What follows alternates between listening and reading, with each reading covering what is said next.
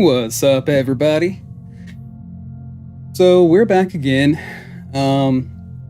We just had a pretty awesome season with Blue Eye Control.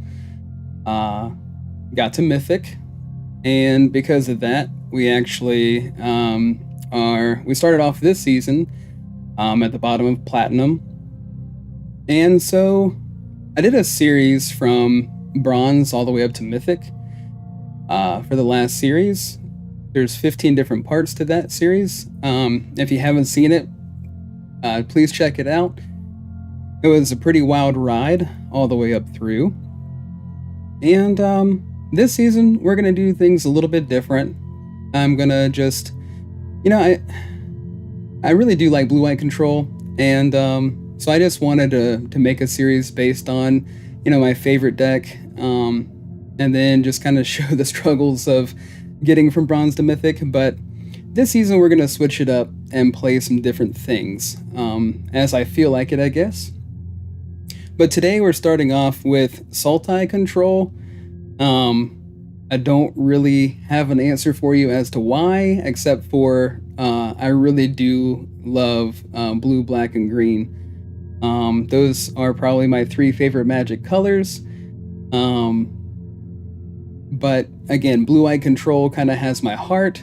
But if I were to pick three colors out of the five to match up together, it would definitely be blue, black, and green. So the deck. Let's go ahead and get into the deck a little bit. We are running 4 Deduce, 2 Bitter Triumph, 4 Go for the Throat, 2 Terra Sunder. 4 Terra Sunder. Terra Sunder is really cool, just because it does give you the option to destroy an artifact or an enchantment. But then if you pay the kicker cost for the extra colorless and a black, you can exile target non-land permanent. So it does exile, target artifact or enchantment. Assassin's Trophy, of course, destroy target permanent that's bothering you at instant speed for a black and a green. We've got 3 copies of that in here. The Bitter Triumph, of course, you have to pay 3 life or discard a card in order to destroy target creature or planeswalker. Assassin's Trophy does give us more options, and yeah, it does grant our opponent to search their deck for basic land, but just having that option to take out anything that's bothering us is going to be really solid. Silver Scrutiny, of course, being able to draw cards and keep our hand full, especially against mono black, expulsion decks, aka discard. It's nice to have some things that allow us to fill our hand back up. Malicious Eclipse, I don't really know if I want to keep that in there. I kind of like the way that sounds. Malicious Eclipse. I don't really, it does work. Don't get me wrong. It definitely does. I'm just not sure about the number. 3, I didn't want to run 4. I can tell you that. So I just figured that 3 would be a good place to start. Just because I knew I didn't want to run all 4 copies. Urgent Necropsy is pretty awesome. As an additional cost to cast a spell, collect evidence X, where X is the total mana value of the permanents this spell targets, and then destroy up to 1 target artifact, up to 1 target creature, up to 1 target enchantment, and up to 1 target planeswalker. So this is a pretty awesome card. Of course, trying to collect that evidence is the reason why I'm leaving it as a 1 of. At the most, possibly 2. It is a really cool one, but it is a later game card, for sure. As far as win conditions, I really do like Nissa, and I know you get the most value out of Nissa if you are running mono green, right? Because her ultimate, if she comes into play and you just go to -7 until end of turn, creatures you control get +1/+1 for each forest you control and gain trample. So it's really, awesome in a mono green build, which we very well may do a mono green build this season. But it also gets rid of a target artifact or enchantment, and I just love that the deck has so many different ways of being able to get rid of artifacts and enchantments, as well as anything else on the board that's giving us problems. We've got a huge removal suite over here. We do have ways of drawing cards. We do have Teferi as another win con. He also draws his cards and puts into 2 blue spirit creature token with vigilance, and whenever you draw a card, put a +1/+1 counter on that creature.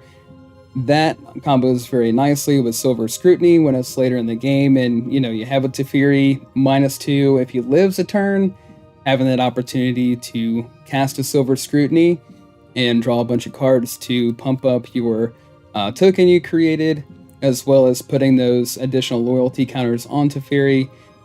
Because whenever you draw a card, you put a loyalty counter on them.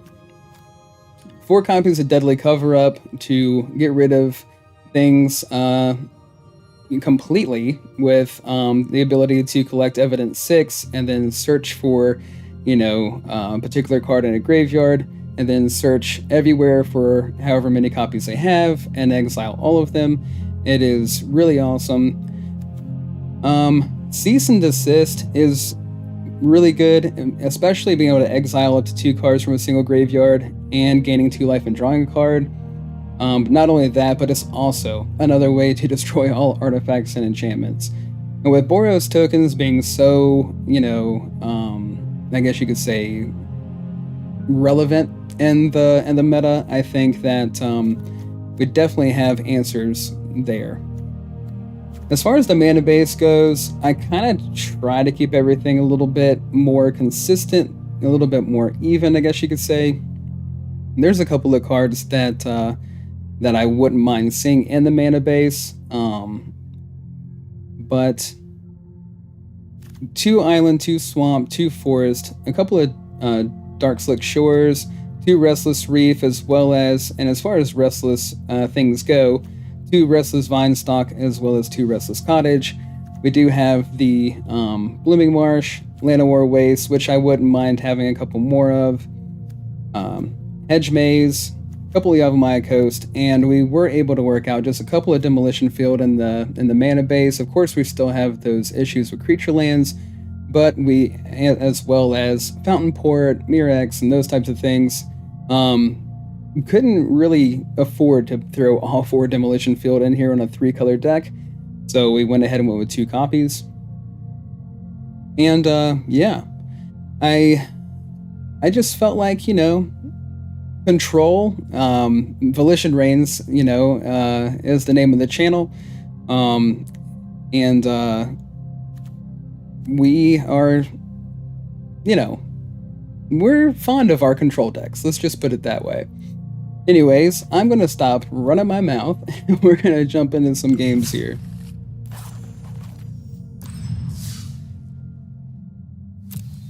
If we end up losing every game we play, I mean, so be it, I guess. I don't feel like that's going to be the case, but we'll see how things go. Standard ranked, Sultai, Control. Here we go.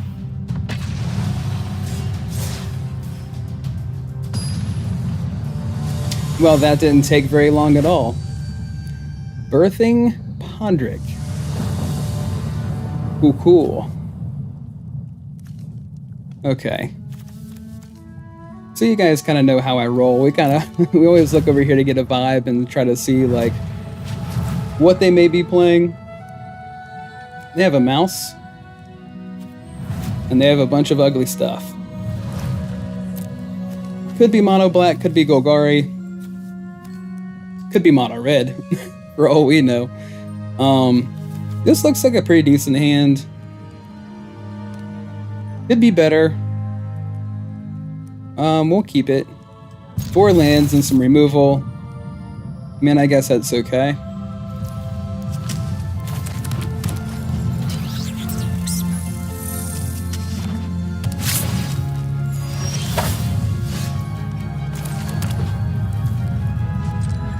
Alright, so we so far are Orzhov, Black-White, Skyward Barrens. I swear it just looks like this mouse is wearing a diaper. From this angle, it's just like he's got a diaper tied on by a little rope. Okay, my turn. More removal, imagine that.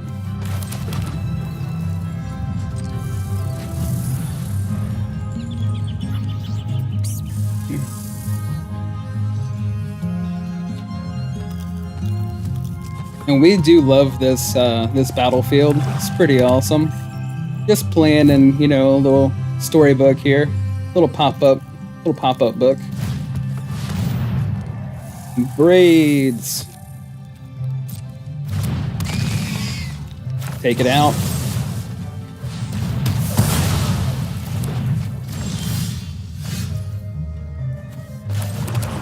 Okay. And we need to find another blue source for the silver scrutiny. Hopefully that comes sooner rather than later, obviously. What do you think, little buddy? Just a question.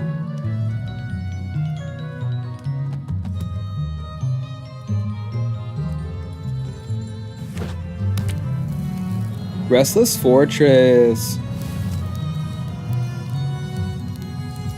It's a good thing that, you know, we have Assassin's Trophy.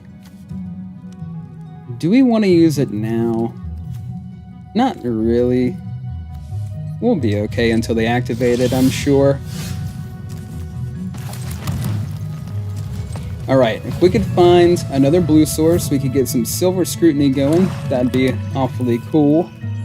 Maybe they'll waste a turn and activate their reef. Nope. Zorline, whichever we want to call it. So they're gonna pay the 2, aren't they? Even if we target it to destroy it, they're gonna pay the 2 and return braids back to their hand. Or, okay, back to the battlefield. Don't like that too much, but sure.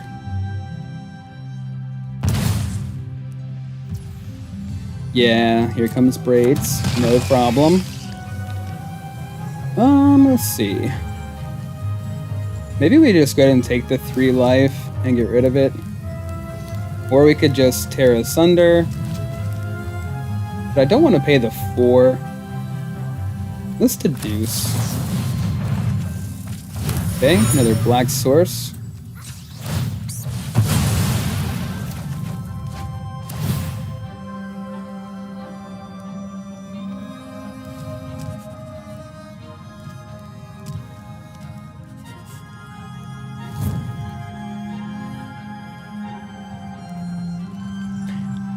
So I'm sure you guys can see that ability on the screen there. At the beginning of your end step, you may sacrifice an artifact, creature, enchantment, land, or planeswalker. If you do, each opponent may sacrifice a permanent that shares a card type with it. For each opponent who does not, that player loses 2 life and you draw a card.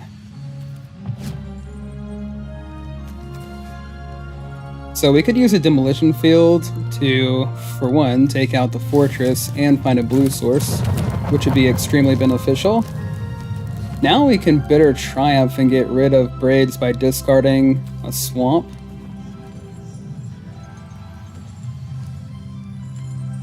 Might not be a bad idea.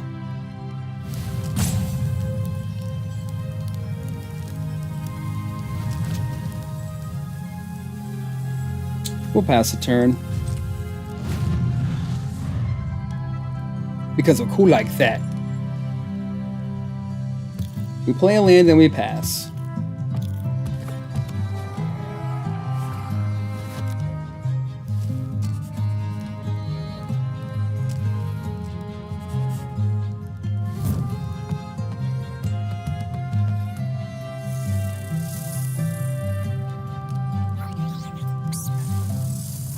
Okay, there we go. We got the activation. So let's demolition field this. Find a blue source.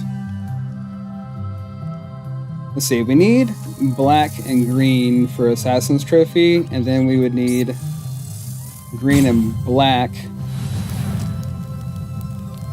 Okay, black and green for Assassin's Trophy. Okay, yeah, we'll find our blue source.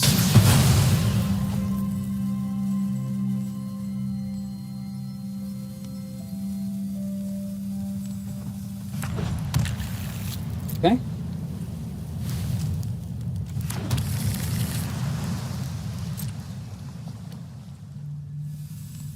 So now they have 2 white mana. Oh, here's another restless. Okay.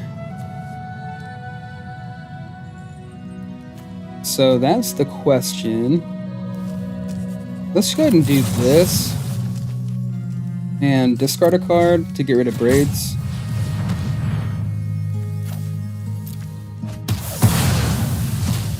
And I think we'll just keep Assassin's Trophy for the Restless over there. Especially considering the fact that we do not have more than 2 copies of Demolition Field. Yeah. Gain a life. Why not? Ooh, here comes the pixie.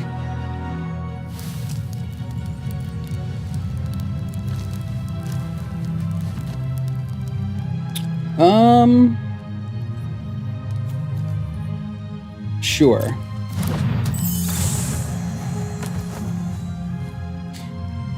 It would be nice to go ahead and get rid of that, but I just want to ensure that we have something to get rid of the fortress over there.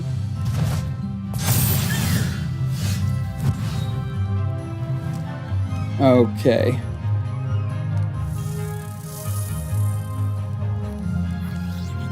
We paid 3. We could get rid of this.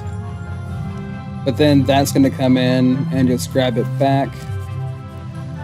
Well, we could... I mean, this exiles it. Or we could cast Scrutiny.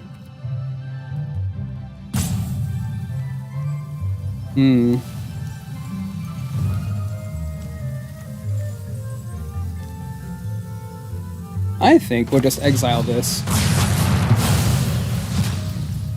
And pass a turn.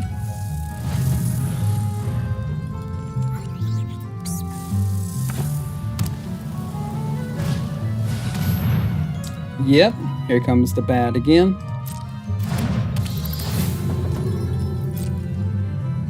No value that time.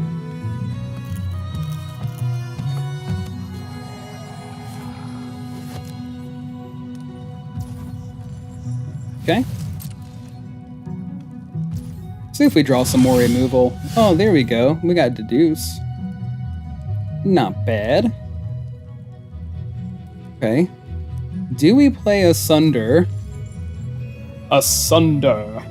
Do we play the Asunder on the Zorling? Or do we pass the turn and say forget it? Because I would like to draw some cards. But we don't necessarily need to draw them now. We do have Deduce. Okay, let's pass. We don't want to get too far ahead of ourselves, which is something that I'm known for. If you've watched any of the last series, get a little bit ahead of myself sometimes. Imagine that. So before they attack and become a royal pain, we're going to do this.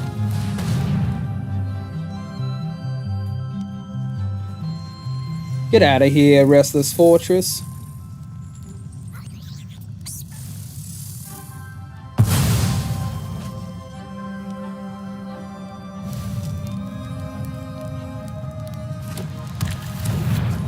Cool.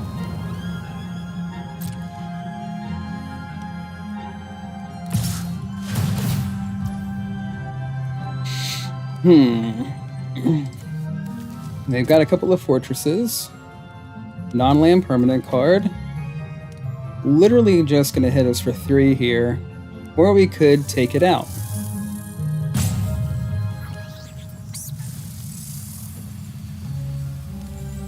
Because I feel like we're just gonna end up doing something similar anyways.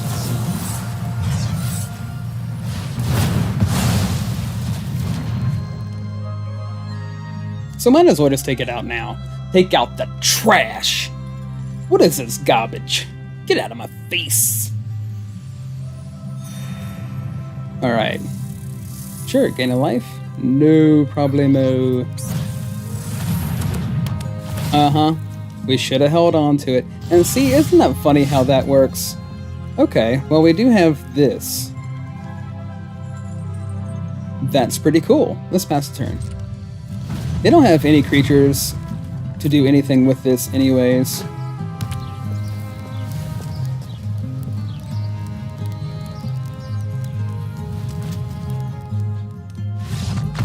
Alright guys, so win number 1 with Sultai control.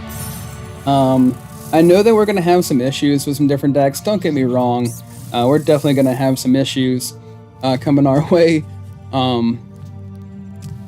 Because I don't think, I mean, I feel like we do have answers for almost everything.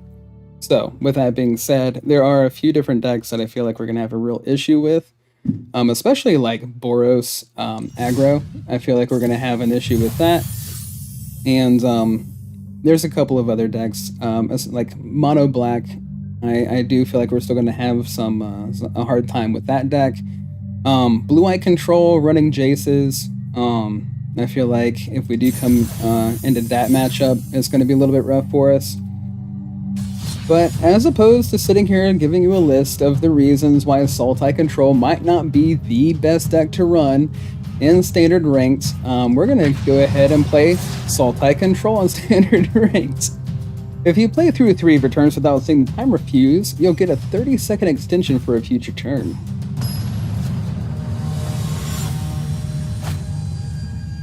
Wow. Am I supposed to pronounce that username Hatinger?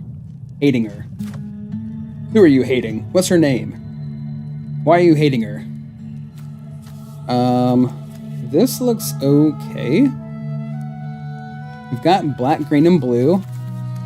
We have some removal. We have an early sweeper. Could be good. And we're on the draw. On the draw. Hey y'all, we're on the draw now. Hey y'all. Hey y'all. We are on the draw. Urgent necropsy? Necropsy. Urgent necropsy. Putting the wrong emphasis on the wrong syllable.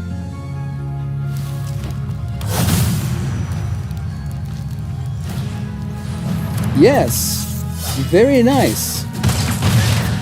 What a lovely couple of mice you have there.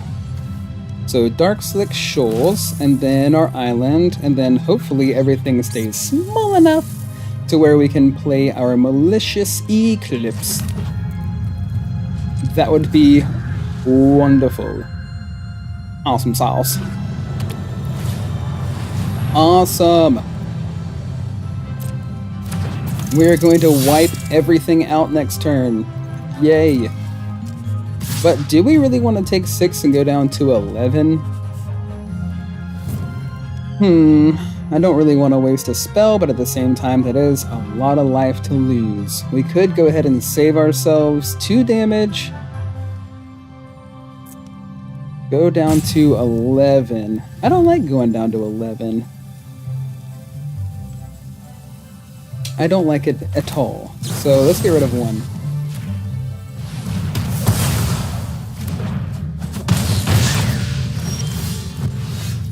Cool, cool. This thing activates, turns into a 3/4. Another target attacking creature gets +2/+0. That would actually take up their whole turn if they were to do that. Let's go ahead.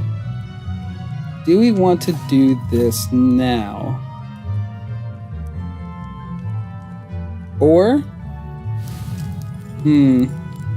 Yeah, let's do it now.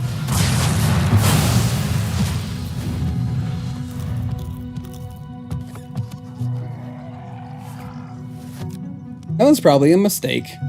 But hey, I mean... See, and and that's why it was a mistake. Okay, so this destroys artifact, as well as creature, as well as enchantment, as well as planeswalker.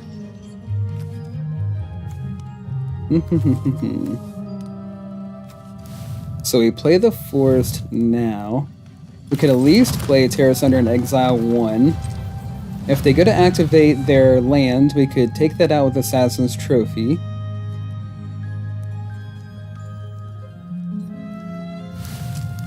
Okay, so they're running like a bunch of just creatures, really? Okay, so casting it without the offspring.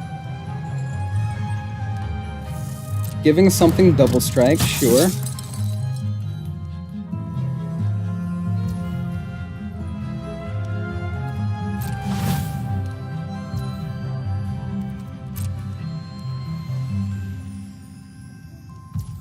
Oh, they can only give it to a mouse. Oh, okay, target mouse. Man, that just loses a lot of value, doesn't it? Alright. Tear Asunder.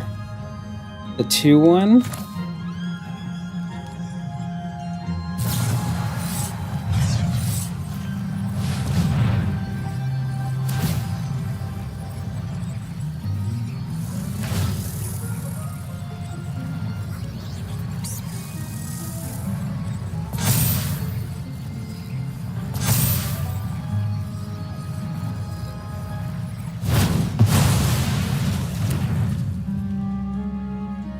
I mean, we're gonna take 3 regardless, so.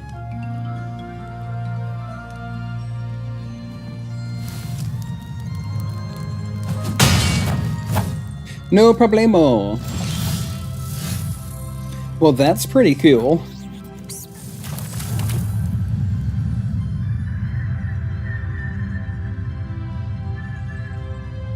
Okay. Last turn.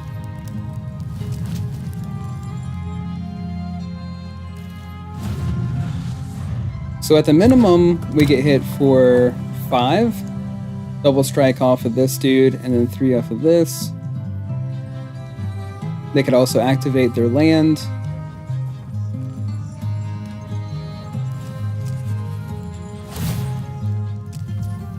Sure. Double strike on your manifold mouse.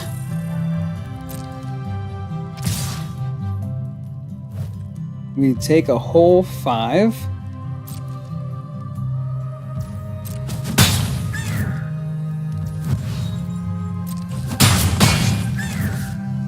Yep, all the way down to 6. So instead of worrying about the ridgeline over there, I think I'll just trophy now. This is the most opportune time to take it out.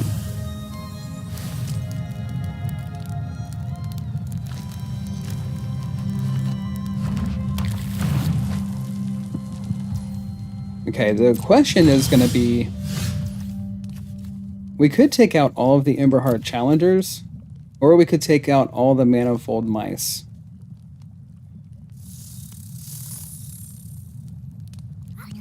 That's a tough one. So all of the Emberheart Challengers, or all the... Of course, this doesn't have... That does have Offspring. And it can be a pain, don't get me wrong. But taking out all the Emberhearts, they're probably running 4 of both, to be honest. So Deadly Cover-Up.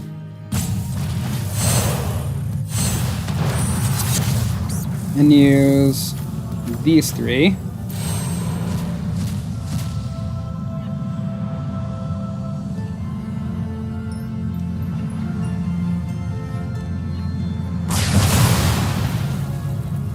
Alright, so Emberheart Challenger, let's select that one. Alright, they don't have any creatures in hand. Okay. But they are running Hunter's Talent, which is something I haven't seen people run in the last season. Again with Paw Patch. Paw Patch off the top.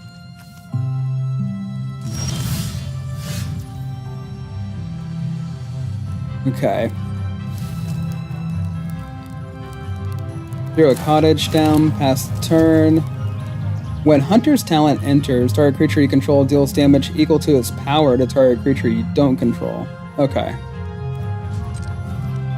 So as long as they, like, draw a land here, We could activate our Restless Reef and block if they attack in. Okay, they're not going to show us what that card is. Let's go ahead and activate Restless Reef.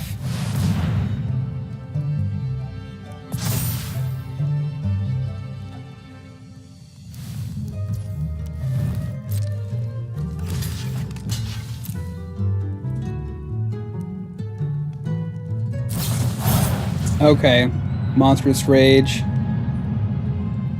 Yep.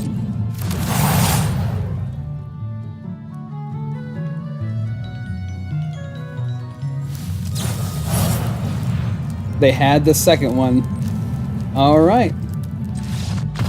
Well guys, that game was really close. I'm actually really proud of Sultai Control and that matchup. That was pretty awesome.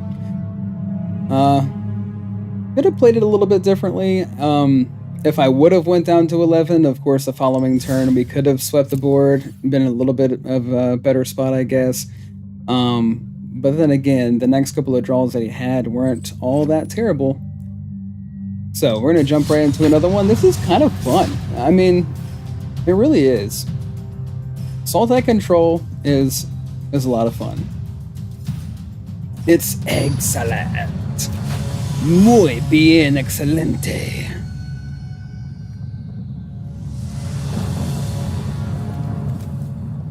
A few lands and a bunch of removal, we'll take it. Looks good to me. So, starting off with Hedge Maze, we want to be set up with black and green the following turn.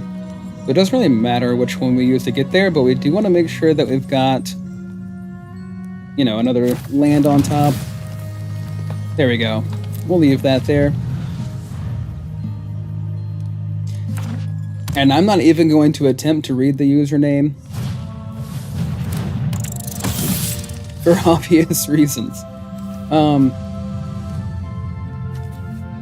So, we want this one.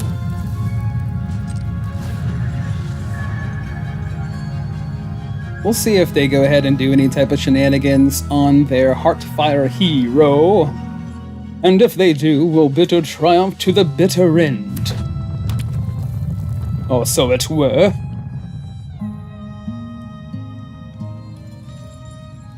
Tell me, good sir, before the fog rolls in, are you going to play another spell? Of course you do. Alrighty, alright.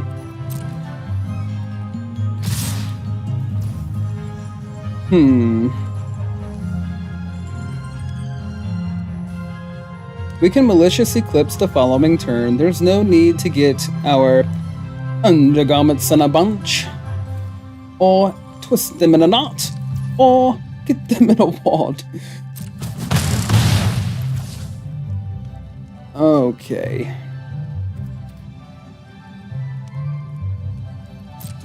That hurt just a little bit. But before they start doing like all the shenanigans, do we want to go ahead and cast this now? We do have some follow-up spot removal, if we so chose to play this. So I'm gonna have to play the swamp. Let's go ahead and get him out of the way now. And again, like Malicious Eclipse. That's one of the cards that I feel like it's just like temporary lockdown in my opinion. Like I really want to have 3 targets if I'm going to cast Malicious Eclipse. And again, like all these people running Offspring, getting all this value off of each one of the creatures that they play, is definitely a reason to keep Malicious Eclipse in the deck. But again, I don't feel like it's a 4 of. It very well may be a 4 of. But of course, as soon as we throw in the 4th copy, we're going to have much different games. And that's pretty much a guarantee. Alright, so throw the cottage down to get a body of our own in play.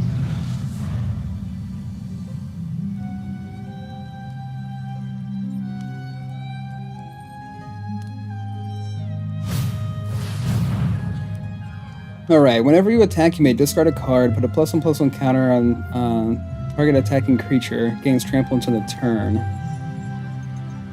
Alright.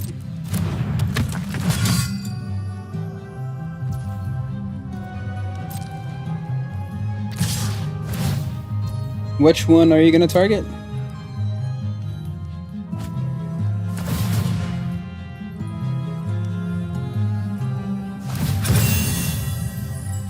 Okay. Yes, resolve. Yeah, sure, resolve. Alright, so let's take out the 3/2. Could discard a land. I mean, we're going to take 3 damage either way here. And we kind of need our 5th land. Pay the 3 life this time.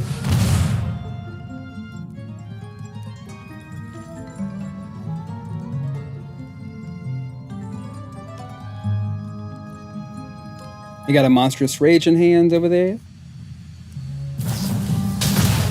Oh, I see.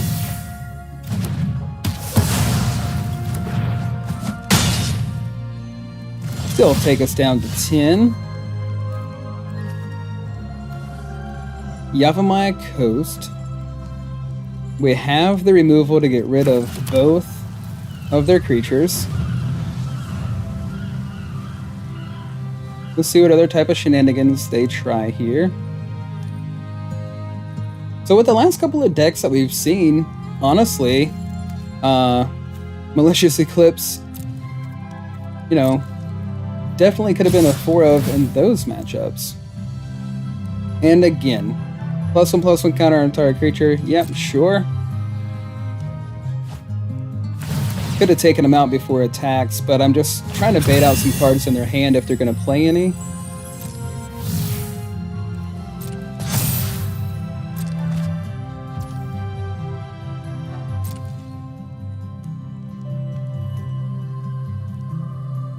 Are you going to pump with anything?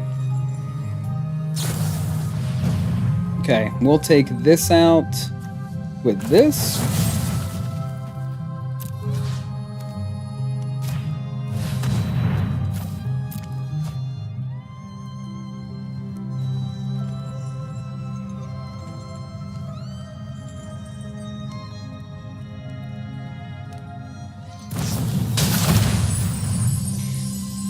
Okay, so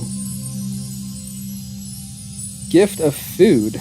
Nice, I'll take a food. Target creature you control gets +2/+2 until end of turn. That creature also gets indestructible. Okay. So, trophy.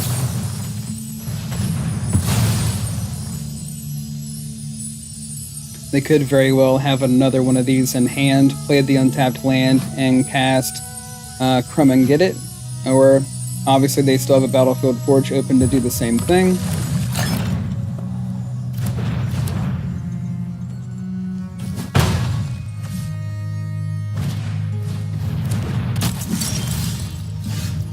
Okay. So this does have Unearth. What would we use the Deadly Cover-Up for?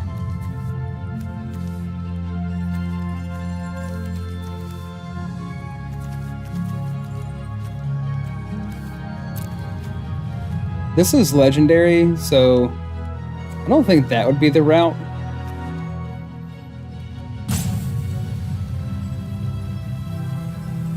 Let's go ahead and take both of these out now.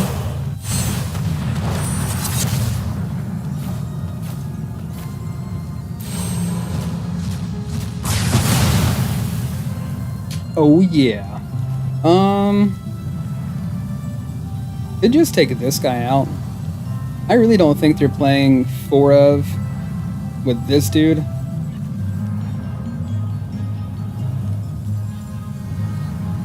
Let's take this dude.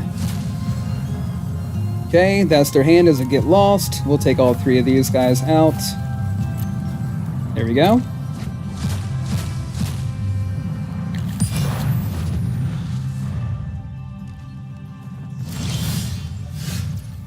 Awesome. We have Nissa, but it's going to cost us 4 life. They're holding the Get Lost for the cottage. They could also get lost in Nissa.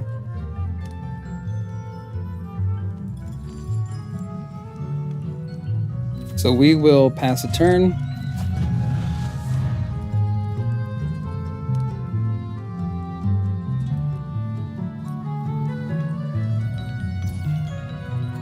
We desperately could use a draw spell.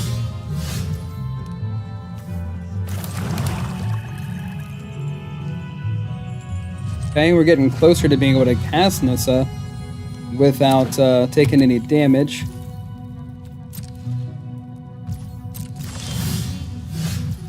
Okay, it's the other land we needed to be able to cast Nissa for full cost. Alright.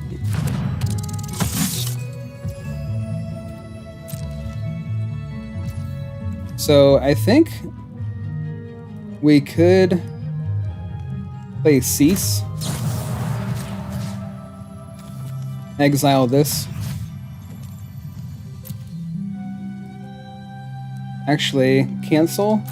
Let's try it again because we didn't choose our second target. So this one and this one. And we'll target ourselves for the gain and draw.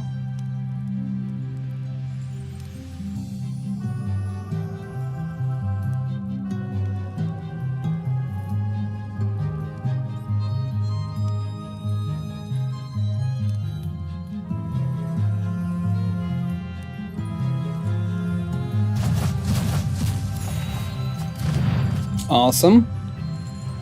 And we do have 4 mana to take this out.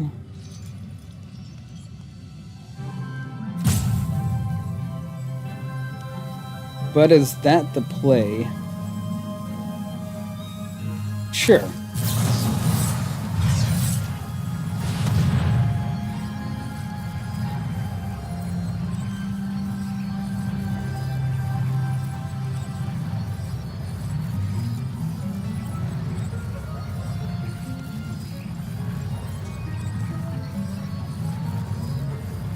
You know, I seriously don't know, obviously. I mean, right now, it's a very, very tight game.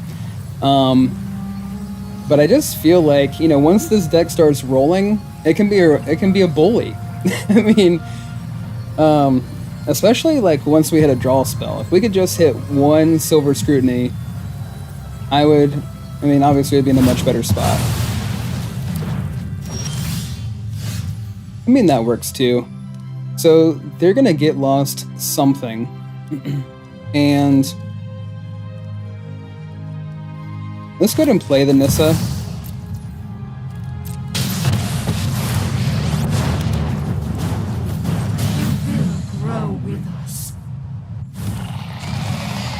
So I just wonder if they have the removal for the 8/8 token and the Nissa.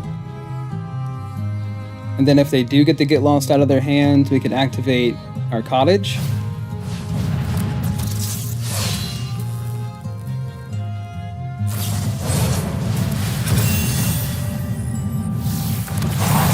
Okay, there's 6.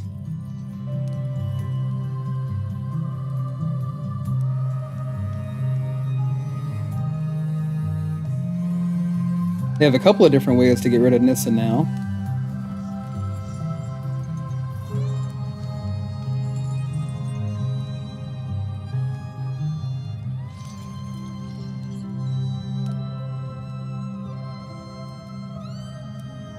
If they take out the token, that's going to cost them 2 mana. And then attack us for 6, we'll go to 3. Well, sorry, attack us for 7, go to 2. Okay, I think their plan was to try to attack into Nissa.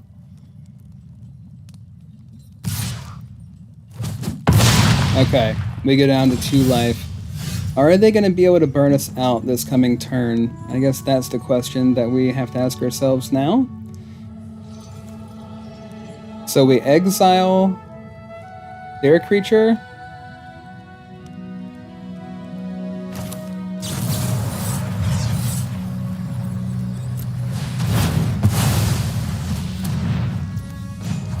Make another token. Fight beside us. So if they don't have a burn spell, I mean, we're going to be in okay shape, I guess. Are they really going to let Nissa just sit there?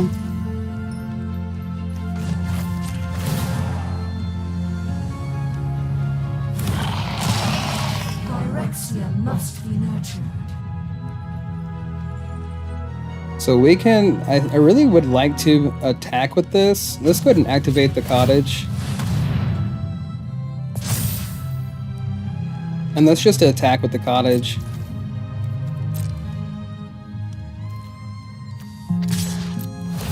Because we desperately need to gain some life.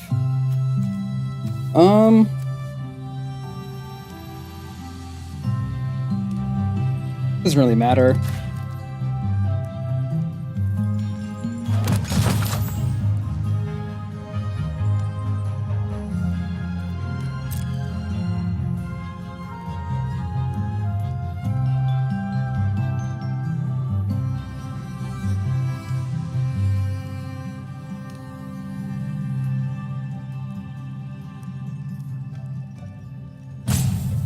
They're thinking about it. It's a very close game. If they don't have the... I mean, we really do want to sacrifice our food and gain this 3 life really quick.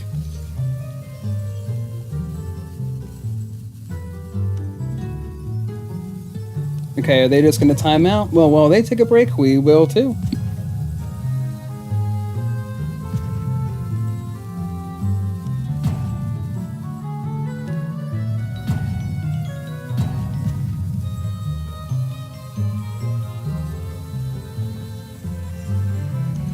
Now that's what I call high quality H2O.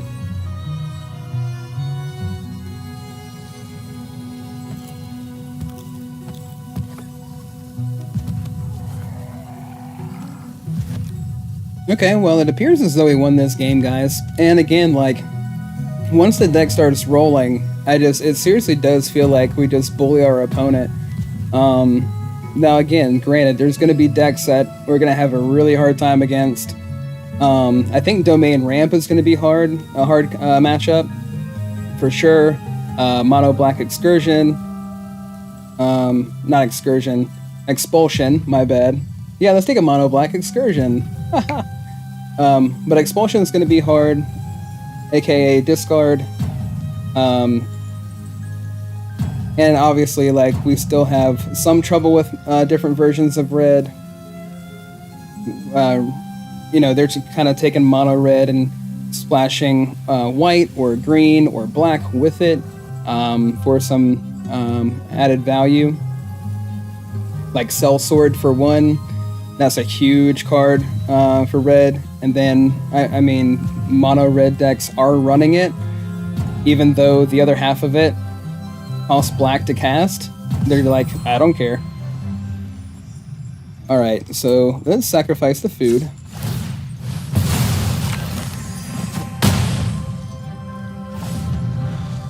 And now they're at 14, and we've got enough power on the field to take him out this turn. And being at 5 life, I feel a little bit more comfortable that they won't be able to burn us out here.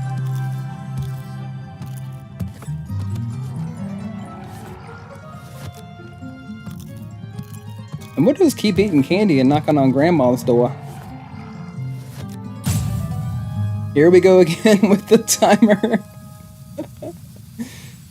Oh my gosh. Your name is Cody.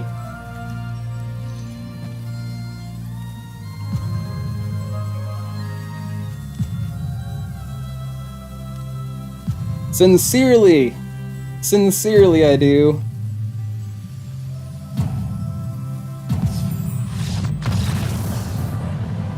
And there we go, guys.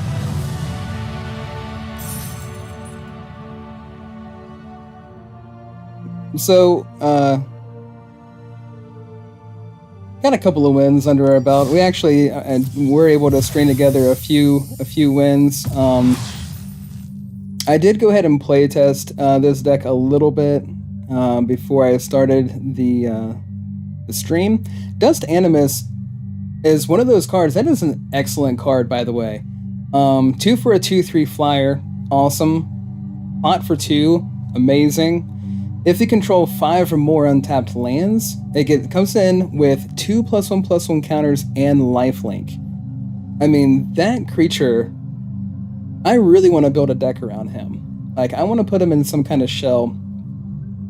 You just see what, you know, see what happens. He's not legendary, which, for all the value that he gives you, I'm surprised that he's not, to be honest. I mean, he is rare, so I'll give it that. But, I mean, gosh, 2 for a 2/3 flyer. You can play it early game, you play it late game, you use things like Elspeth to go ahead and pull it back out of the graveyard, or Cosmos, or something like that. What is the other one? There's the one for 1 white that targets a creature 3 or less, and I think pulls it back either, onto the battlefield. There's just so many different things. There's a lot of value in it. And the first time I saw it, I was like, man, I really want to make a deck with this thing. And I've been saying that ever since I saw it. It was like in one of my first packs in, in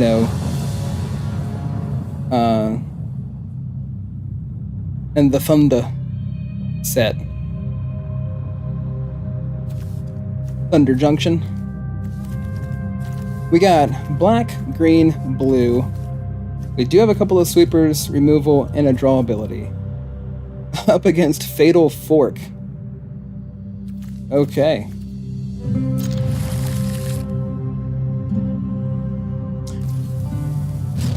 I mean, I guess your name couldn't have possibly have been Fatal Spork, because we all know that's a lie.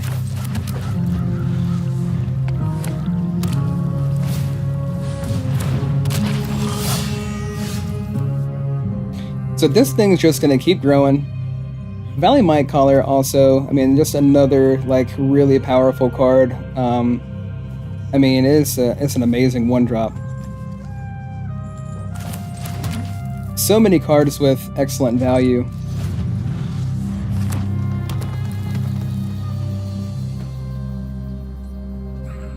They might look, like cute little critters, but my goodness, are they a pain. Not casting it with Offspring makes me think that they probably, I don't know. Maybe they're stuck on land? Could potentially be the case.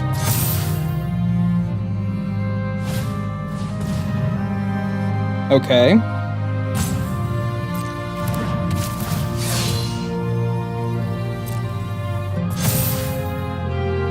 So this is not going to get rid of all 3 of them, and he's going to continue to grow. So I guess we just do this and then eclipse the rest.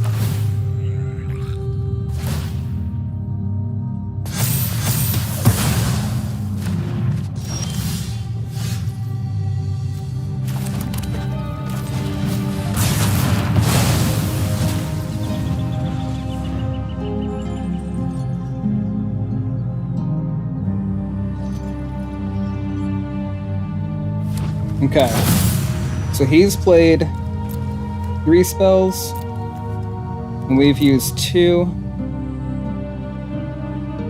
Cavern comes in, we don't really care about Cavern, we're not running counter spells. We're just running a heck of a lot of removal. Alright, so we're going to have to deduce during their end step, because we need to find our next land. Ooh, we need to find a couple of lands.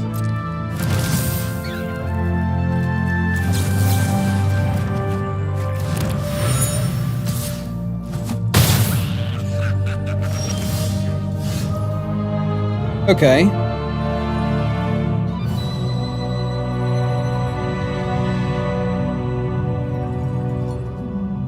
It gives us a couple of options.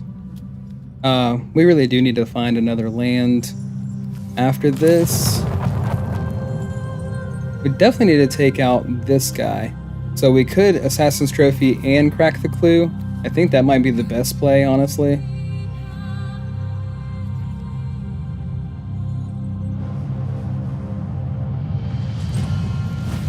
They might very well have a way to protect their Burrow Guard mentor. I guess we'll see.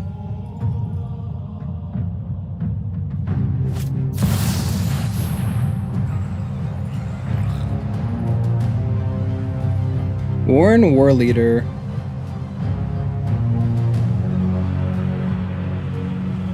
Great.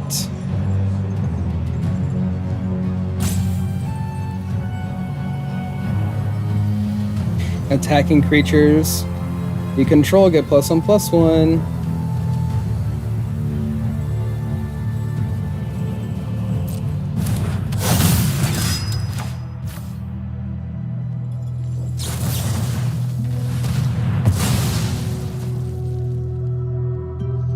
So we're gonna have to take 7, unfortunately. We had to take him out for sure. Might as well go ahead and crack the clue now. See if we can get a land. Okay.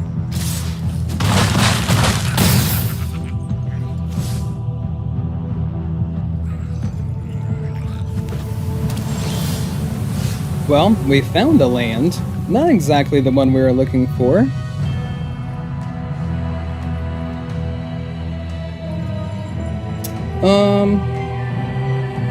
I mean, it helps.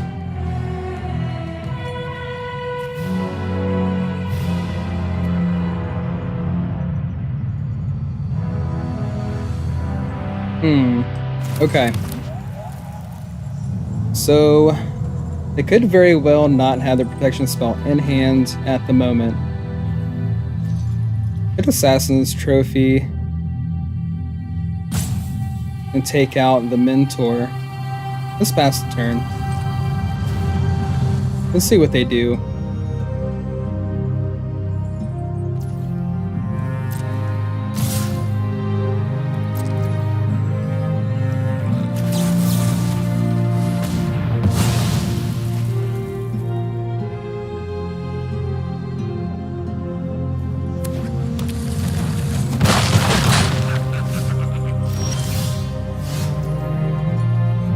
Okay, so now we can eclipse the field.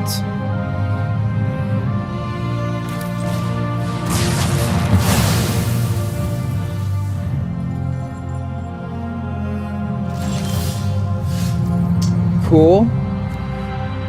We found a cottage so that we can start gaining some life. Let's pass here. I mean, we could have activated one of our lands and attacked. It wouldn't have really mattered.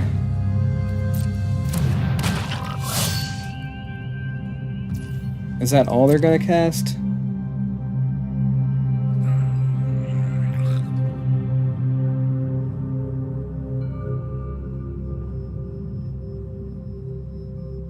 They're thinking about it.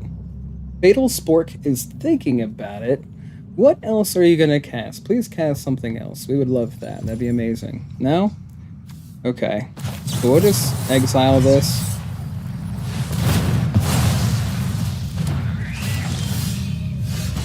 Well, that's really cool. We could go ahead and draw 4 cards.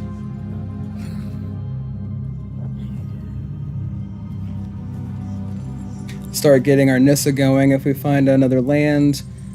I do want to activate the cottage and attack and get a food token. So maybe we do that. We'll try it.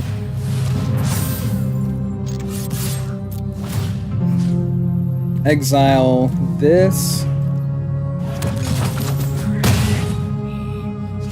Okay.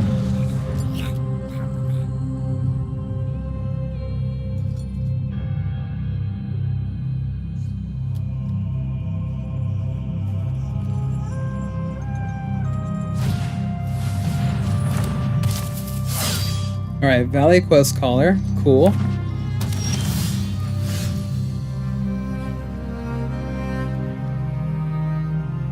So another cottage down. So let's just deadly cover up now.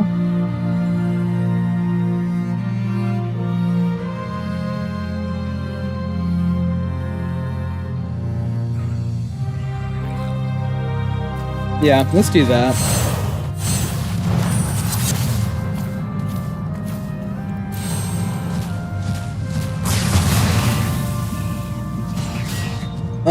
What do we want to take? I really don't like this guy. I don't like hop to it either.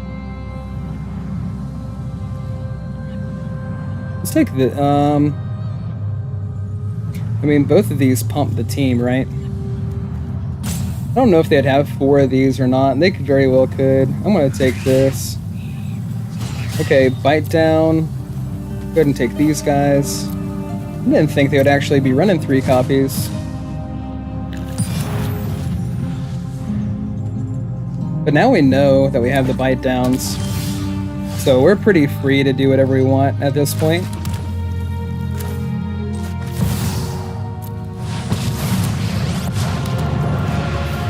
I will lead out to Sentinel. Welcome, my companion.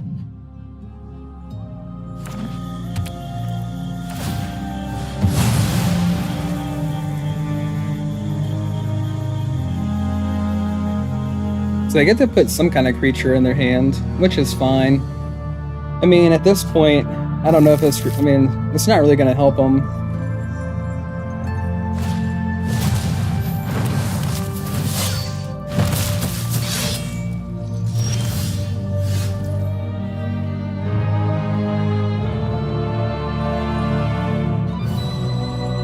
So... Bitter Triumph.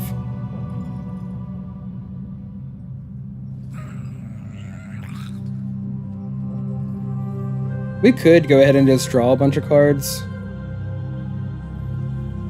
We could draw 6.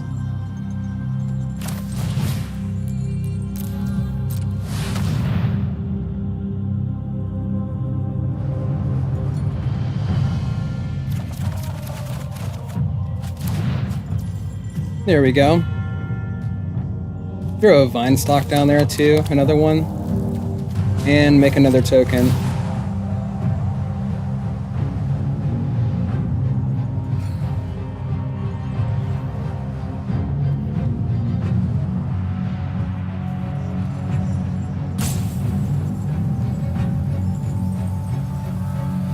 We'll see what Fatal Spork wants to do.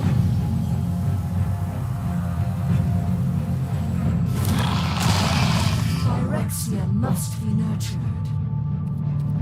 And we won't attack here. We'll keep our blockers up since we're at 6 life. And we were just gonna keep making giant tokens over and over and over again. I think they realized what was up. So guys, Sultai control, again, a lot of fun, especially like, you know, being able to draw cards. You know, we have a removal suite that's, I mean, just, it's crazy. I'm having a lot of fun. I'm enjoying myself. Sultai control, black, blue, green. Sultans of Sultai. Ha ha ha. Tigris. Sure, right? Why not? Why not? Alright, so this looks like another decent hand. See what happens. We go first. We're on the play.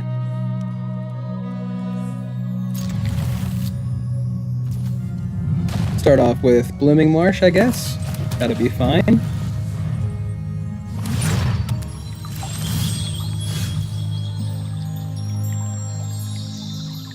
Yavimaya Coast.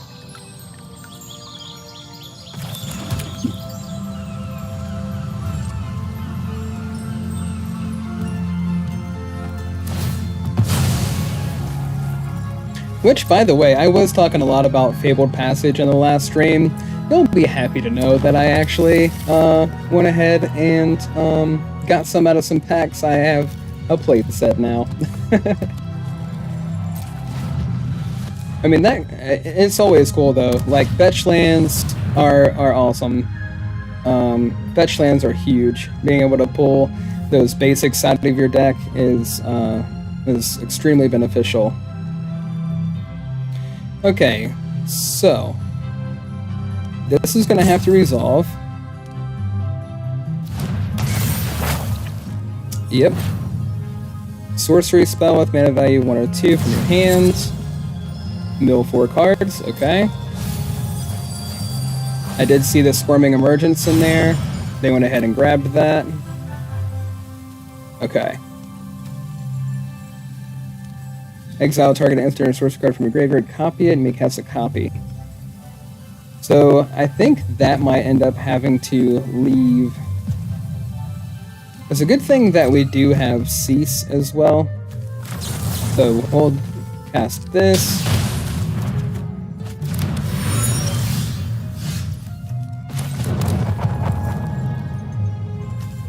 Right now, I mean, they don't have anything crazy to get back with Squirming Emergence.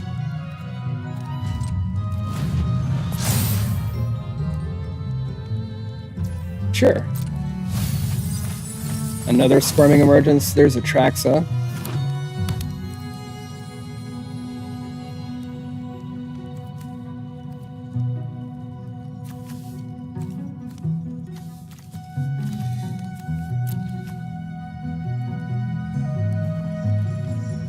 Atraxa's no fun. I mean, not that we can't handle them casting an Atraxa, but just the value that they get off of Atraxa is pretty huge.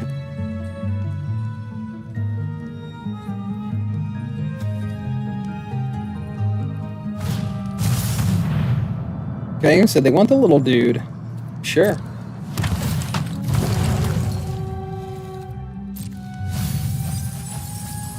Okay, so now we know that they're playing Jace. Okay, and we do not have the counter spells, obviously. So this is, you know, Jace is one of those cards that we're not really prepared to play against. So they took Jace, they left Atraxa. We could take one of the Emergence out.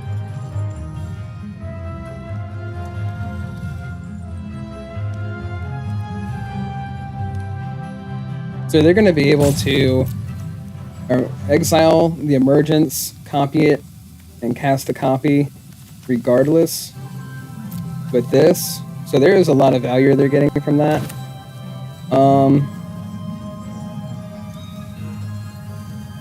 I think we're going to have to take it out.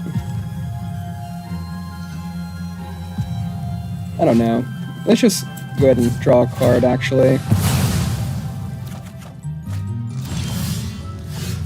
And we didn't find our land anyways.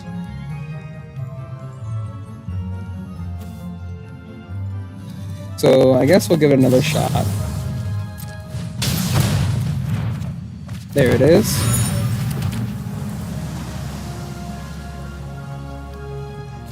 So what would they grab?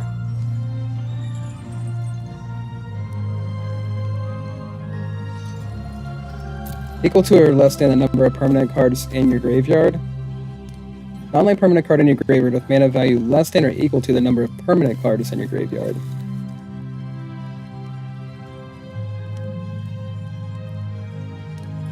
They have 6 in there.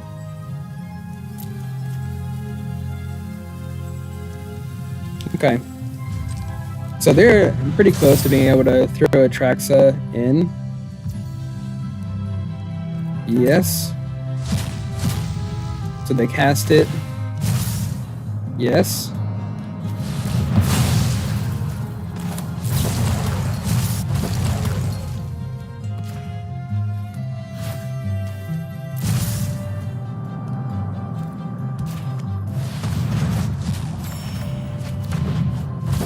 There we go. That was a pretty cool little string of events, a series of events, if you will. Again, we're pretty worried about Jace over there. We're not really trying to get milled out. Like, that's not where we want to be. I guess getting the cottage down. We have 2 scrutinies in hand. I mean, if they, like, plus the Jace or -2 the Jace, we'll be just fine. But if they're, like, straight up trying to mill us, I am kind of worried about that. Don't really know what Tigris has in store for us.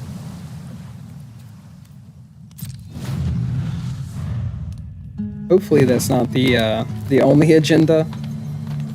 Of course, that was our whole agenda in the last series. Was just milling everybody out with Jace. It'd be cool if they would throw one into their graveyard. And then we could just deadly cover up and get rid of them. So maybe it's fine that they play one. It's not like we don't have an answer. I mean, you know, it's still scary.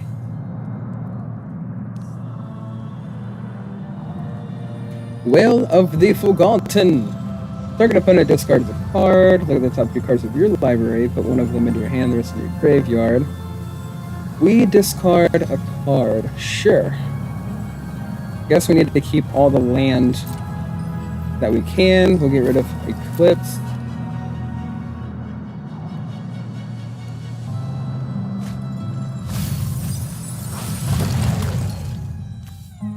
Okay. They still don't have anything valuable in their graveyard that they could use.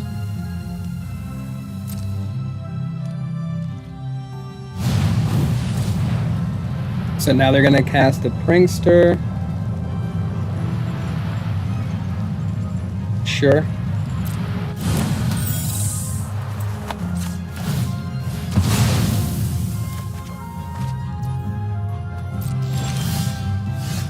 Awesome, another Assassin's Trophy. So we could just let them mill themselves, and then before they get the total value off of that, just go ahead and take it out.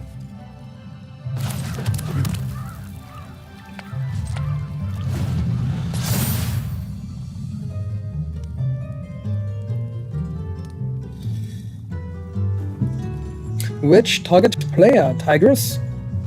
Me? What for? How dare you? Meh, I think he helped me out. Thanks, buddy.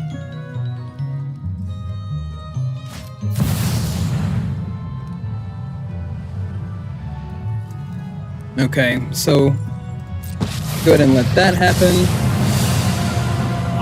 If he does pop it into the graveyard, we do have the deadly cover-up to take it out. Sure. 5 times. No problemo. Phyrexia's I pull one thread, and your entire mind unravels. Yep, surveil, sure.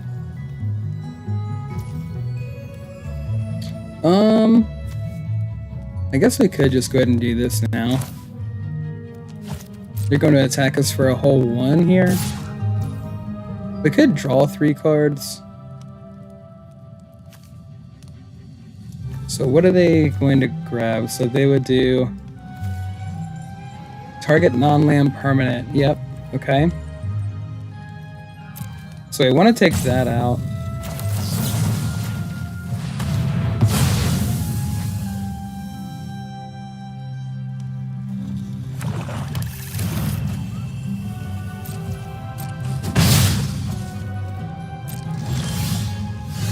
And they don't have a counter spell for this. So we got, let's see, we got plenty of things in here now. So 2, 4, 6.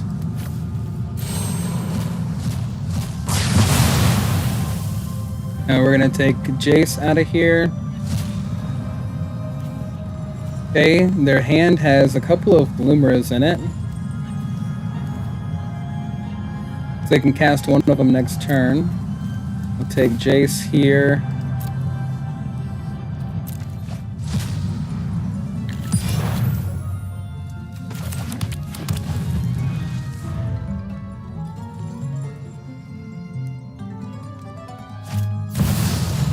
Sure.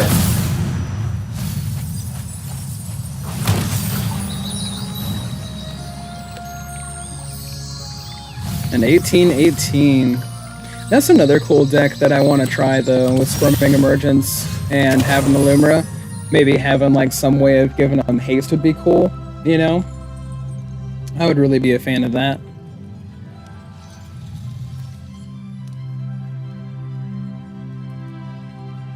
Let's see.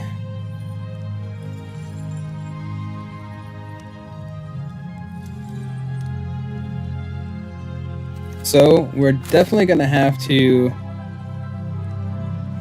Assassin's Trophy.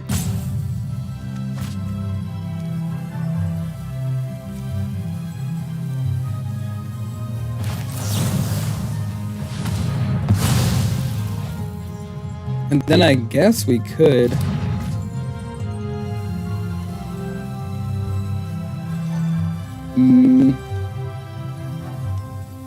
we could try to scrutiny at the end of their turn. Oh, nope, I don't want to do that. I wanted to play a land, my bad. Yep, sure, resolve.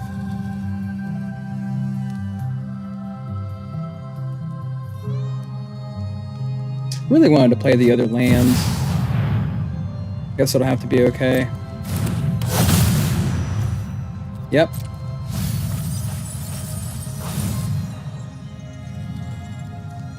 What else are you gonna cast here?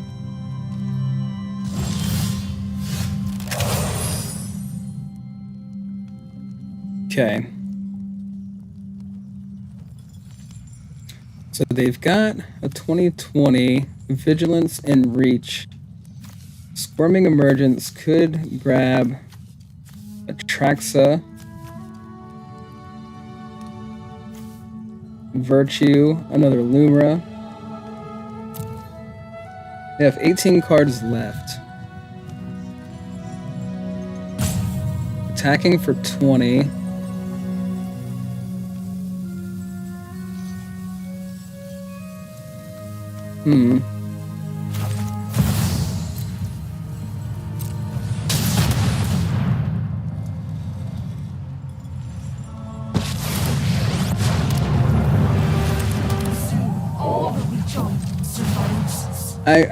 I don't know. I mean, I'm sure this isn't going to work. They probably have the removal for this in their hand, and then they're just going to attack us for 20. I at least wanted, you know, to have something to block, which we did have one of the lands to be able to do the same thing. And I was thinking about drawing a couple of cards with Silver Scrutiny, but of course we've been trying to play catch up with this, with Lumra being on the battlefield.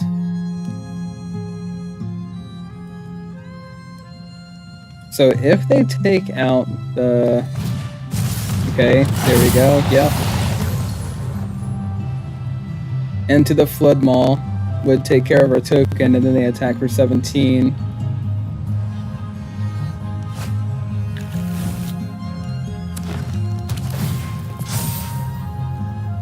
$18, so they've got the win into the Flood Maul. Good game. Alright. So, that was pretty good though. Like, I mean, we really did a good job on that one, I felt like. Especially like one of the interactions where they went to go grab their Atraxa out of the graveyard and we exiled it in response. Just a lot of really cool things, like a lot of cool interactions, and there's more synergy to the deck than what I actually gave it credit for. But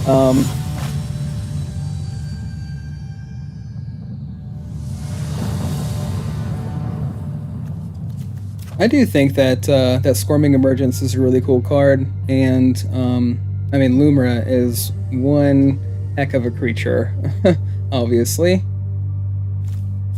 So we've got removal, we got all of our colors. I guess we'll keep.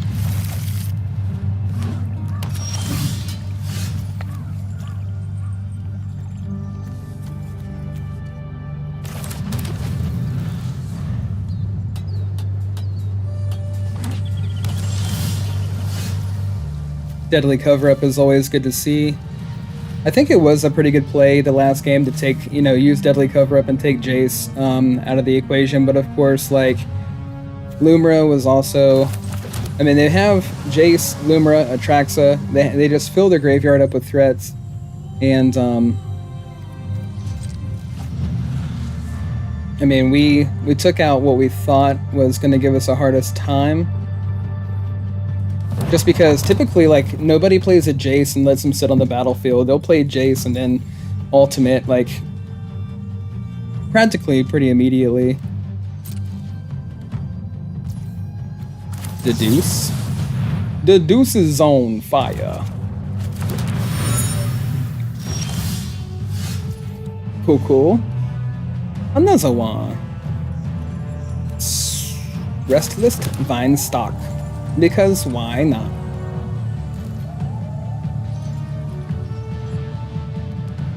Yep, sure. Demolition field, why not? Do it, buddy.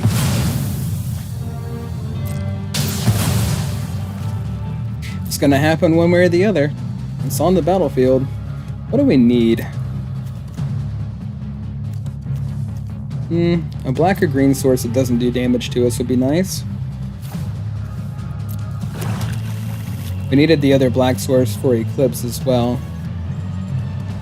Depending on what kind of deck this is. So far, we're not really sure.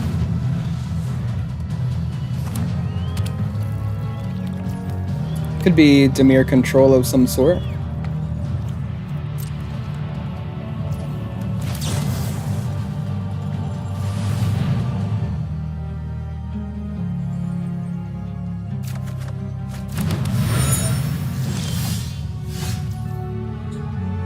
Okay. So go for the throat and Bitter Triumph are both gonna be awesome against the Reef over there in the corner. I guess we could throw our Cottage down so that we can play this untapped and be ready to cast this if necessary, but I don't think it will be. We're gonna do it anyways, because that's kind of the habit, right? Like, play your tap land turn 4, 5 untap turn 5, be ready to cast this at all cost.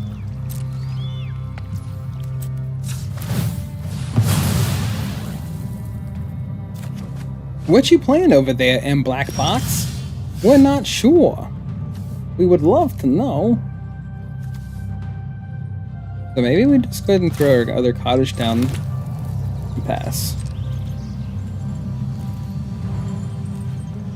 We'll get rid of Sanctum.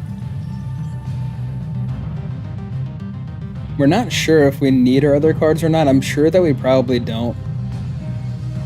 You know what? Let's get rid of Eclipse.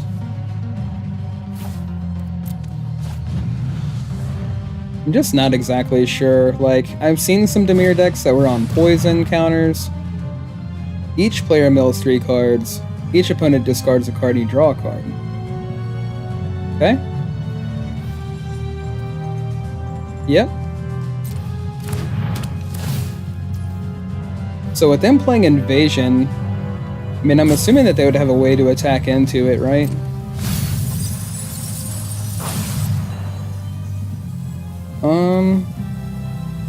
Let's see what's in their graveyard really fast. Okay. We'll get rid of this one.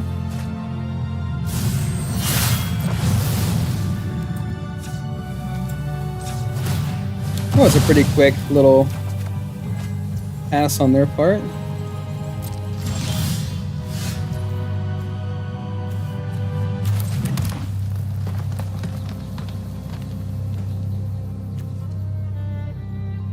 So I'm sure that they've got the removal for it, but we're gonna go ahead and get Cottage online because, you know, I mean, I don't want to wait.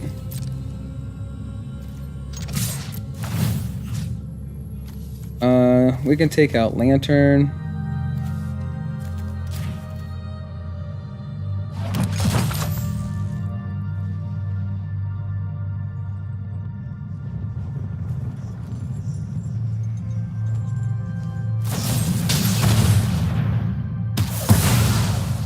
Oh, I see. Yep.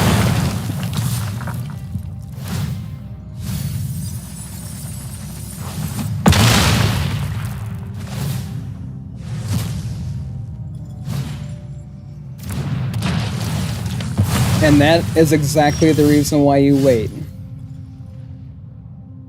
Exactly the reason why we wait. So both Teferis ended up in the graveyard. They don't know that we have Nissa tucked away in there still. Okay.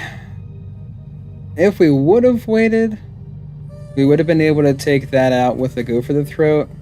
or a bitter triumph.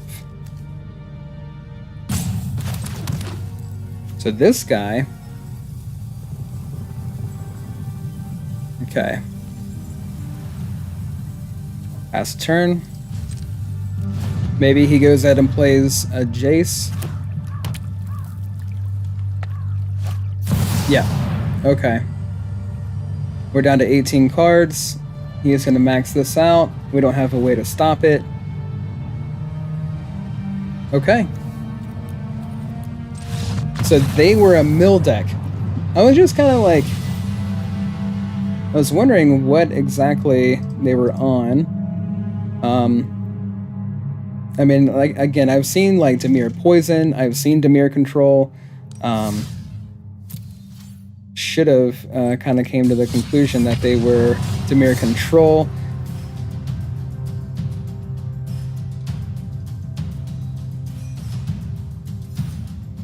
But, you know, a lot of...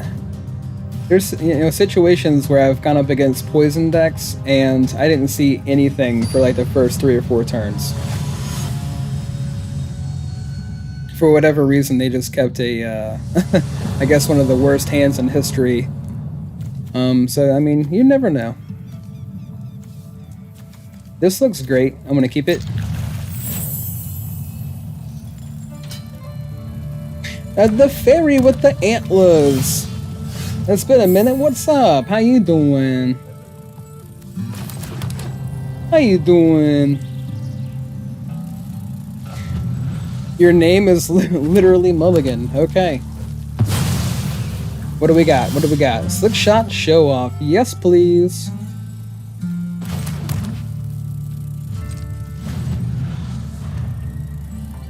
Please play it. We're ready.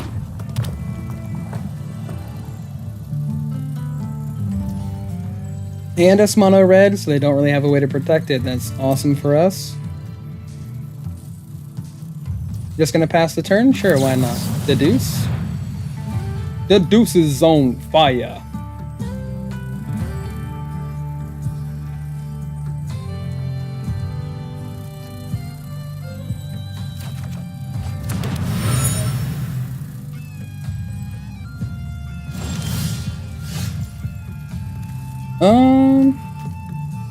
What do we want to do now?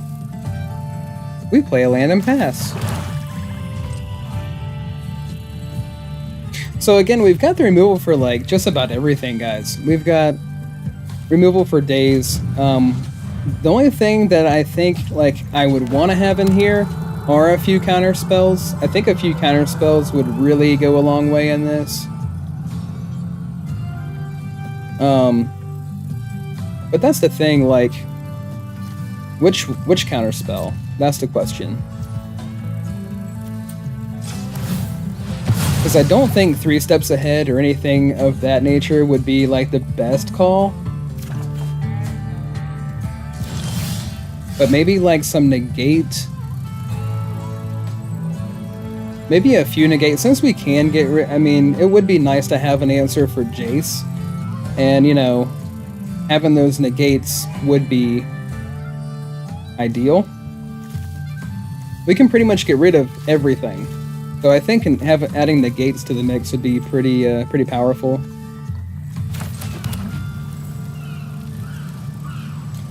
We're gonna have to get rid of a card, eh? But I don't want to. Okay, they're actually, by the way, sorry I didn't mention that. Yep, they have the Black Cliffs. So we have Rakdos. Rakdos has arrived. So let's deduce. Maybe we'll actually deduce into something to discard. Because as it stands, like, I really don't want to get rid of anything.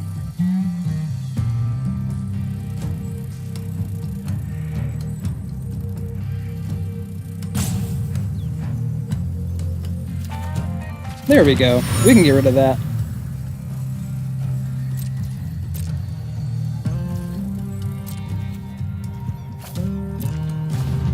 Perfection.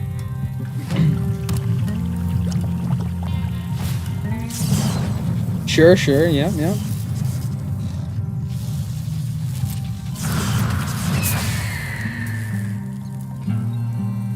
Gonna try to one-shot us.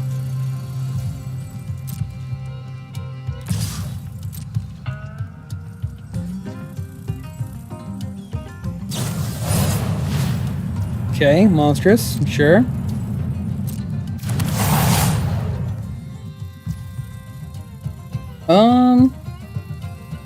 Let's try it.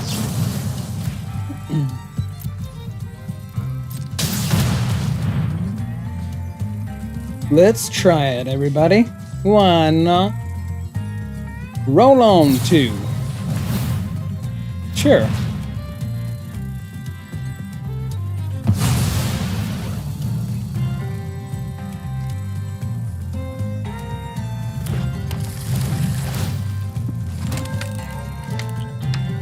Got a 2-2 there, no problemo.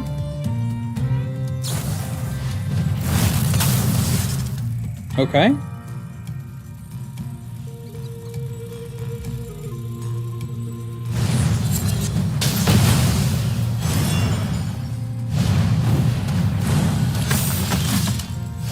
Well, wasn't that fancy?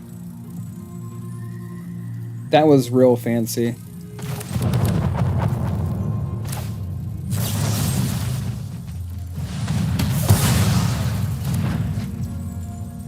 Alright, pass the turn.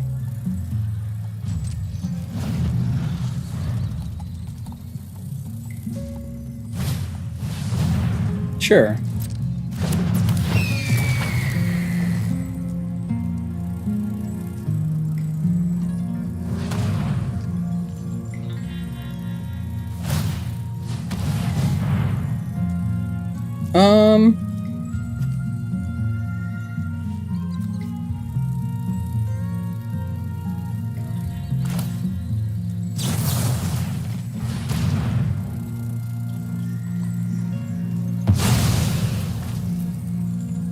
There you go. So really, we haven't like had a whole lot of trouble. Of course, with like all the spot removal, we haven't really been having a whole lot of trouble with mono red. I mean, there are certain matchups that are more tough than others, obviously. We could... I think we're just gonna... I mean, It would be nice if they were top decking a little bit more so. We could go ahead and get rid of all the slick shots. They haven't even played anything else. They have the Cell Sword and the slick shot. We'll just go ahead and pass again. I would really like to go ahead and attack with the cottage and start getting some food tokens going to gain some life.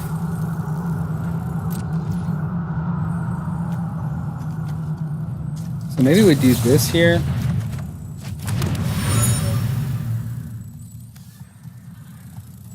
Because, you know, Slick Shot, he can do 20 damage in a single turn if you're not careful. Of course, not with them only having one card in hand. It would just make me feel a little bit more comfortable to have the life.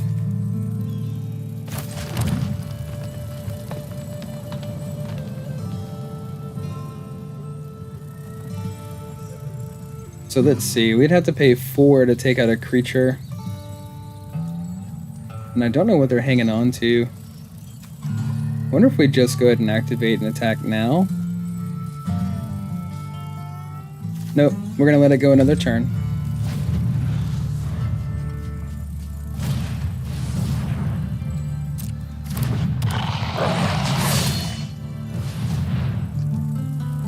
So as soon as they go to try to equip this equipment, we're just gonna go ahead and take out the scamp.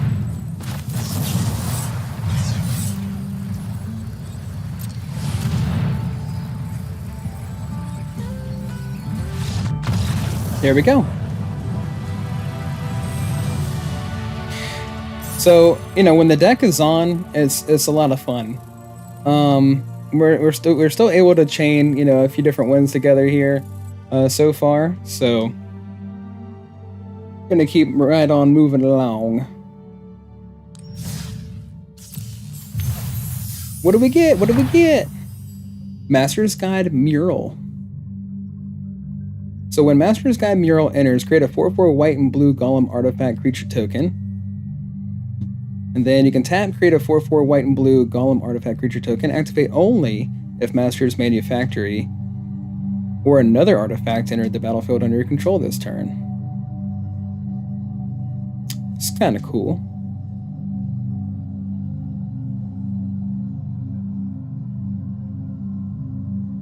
I like it. All right, jump into another game.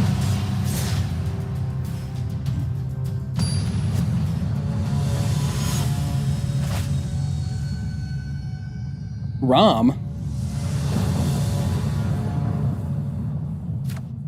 Mijou Rom. Okay, so again, I typically don't keep a 2-land hand. That's not what, you know, I'm not a fan of keeping a 2-land hand. I think we have been having some better, you know, opening hands here recently, and I think it's because I finally dropped down to actually running a 60-card deck instead of 61. But because we do have the Hedge Maze, and because we have Deduce, and because we're on the draw, I think we're going to be okay. So we'll just go ahead and keep 7.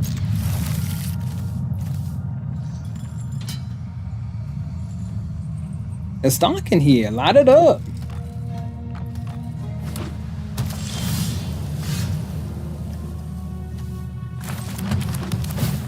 Surveil into Demolition Field. Yeah, why not?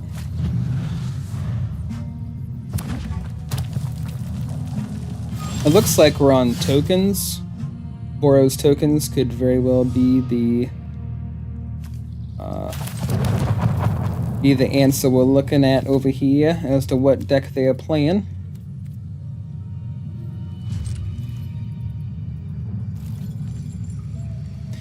Which is cool in its own way because we do have a couple of sweepers.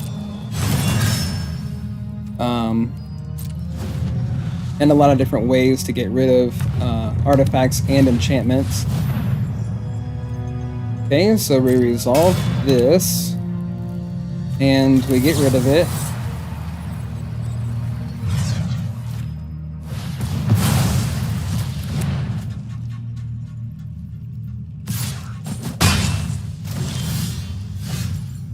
Cool. Assassin's Trophy is another answer for it, obviously.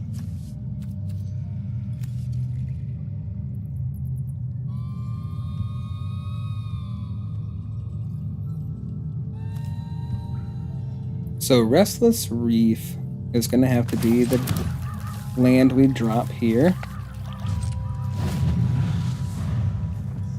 So cease and desist. So destroy all artifacts and enchantments. This is going to come in the clutch for sure.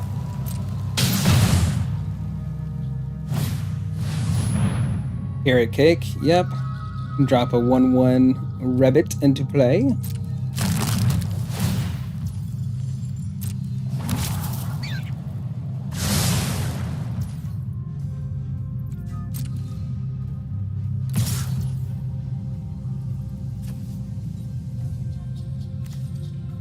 Alright, so let's go ahead and play Deduce now. Malicious Eclipse is perfect. Could really use another land. Preferably a black one. So I guess we'll have to draw.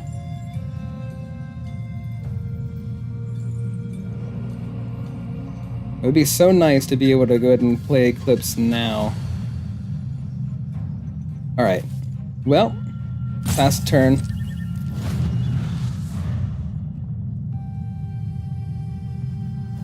Could go ahead and use Demolition Field, but of course they're probably running Restless Bivouacs. Okay.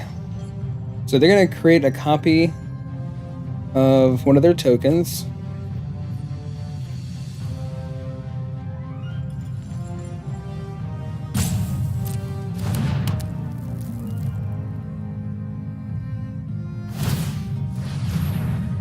Kick it into level 2. So if we take it out, I'm pretty sure they still get the token anyways. Sure.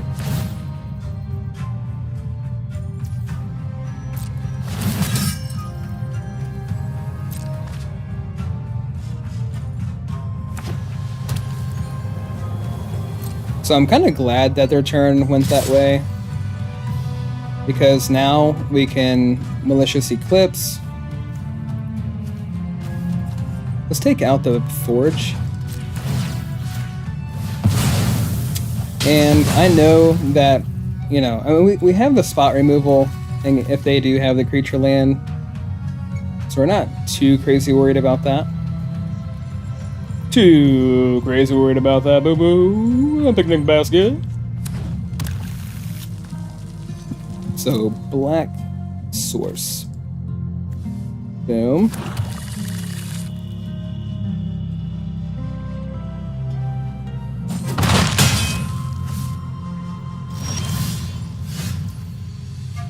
Okay, still don't have the land. We're gonna do this now.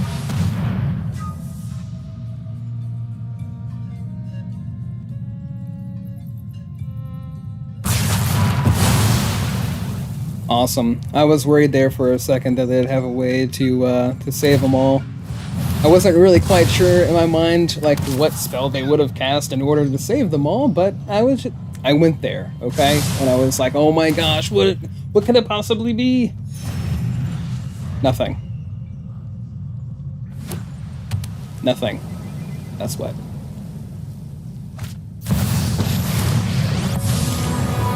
Cool.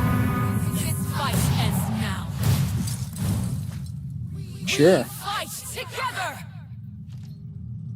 We could really use a land. There we go. That's awesome. So, I guess we want to...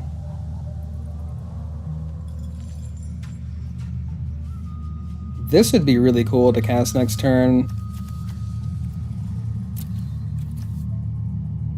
Because it takes out a little bit of everything. But we would need 4... We would need 7. We have 7 mana in the graveyard for this. That would be pretty sweet.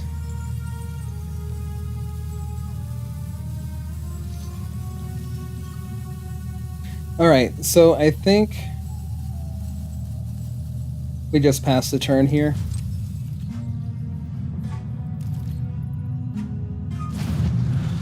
If we wouldn't have gotten stuck at 4 land, we'd be doing really, really good. Okay, so Mirex means that we're gonna have to use the Assassin's Trophy. Ready arms.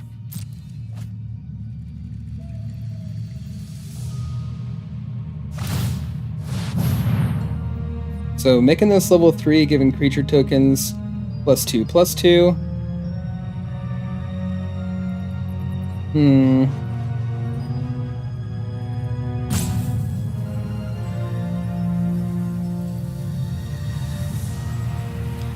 Would take us down to 5. I really want to keep the Assassin's Trophy to take out the Mirex. We're not going to be able to do that. And it was going to be pretty cool, like, next turn to be able to use this, which we most likely still will. I'm hoping that they play another Caretaker's Talent or a Forge, since they have the 3 mana left open. Now 4.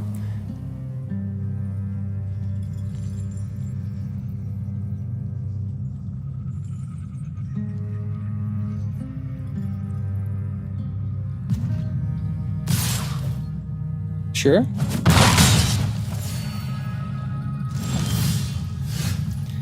Yet another Nissa.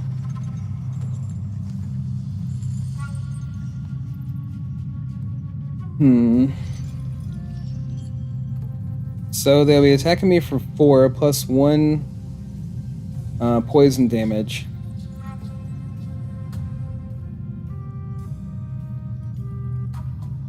And this thing is getting ready to ultimate anyways.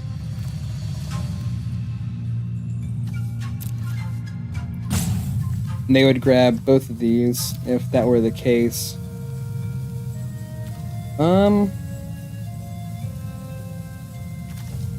Let's pass.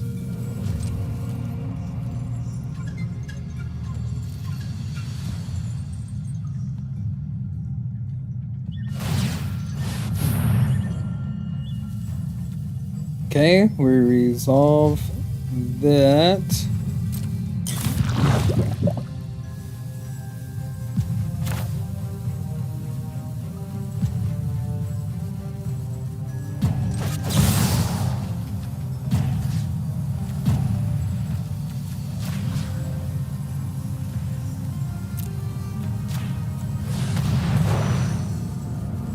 So 3. There we go. Finish what we started. Pretty cool card, and you know, I was pretty excited to use it in the situation with Caretaker's Talent. We just couldn't wait another turn, and now they're gonna go ahead and pump this thing up and give +2/+2 to all of these tokens.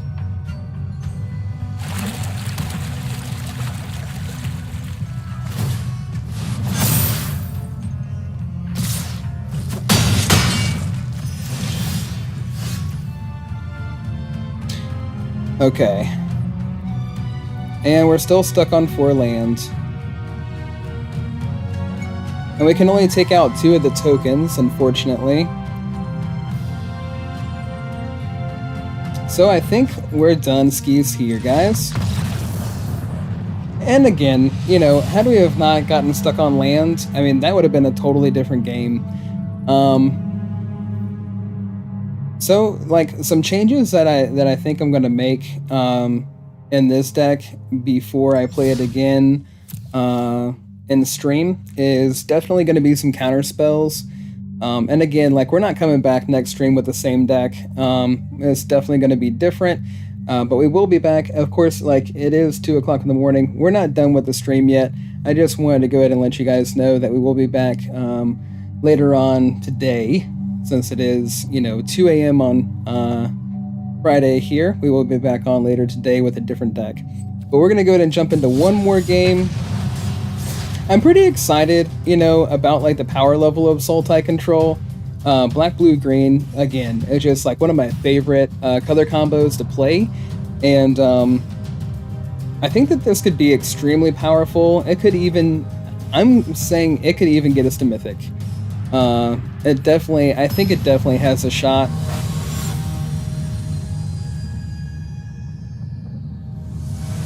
And it's just, it is just a lot of fun. It is a lot of fun.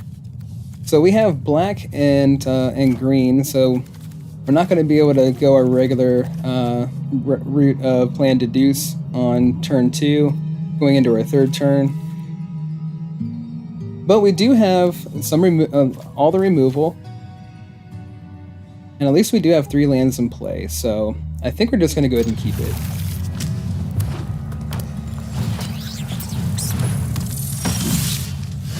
What does STF stand for? Let me know in the comments. Got black, green. Also, who was your favorite Power Ranger? Let me know in the comments. If you had a favorite, if you're even into it. I know I grew up watching Power Rangers. I'm not afraid to admit it.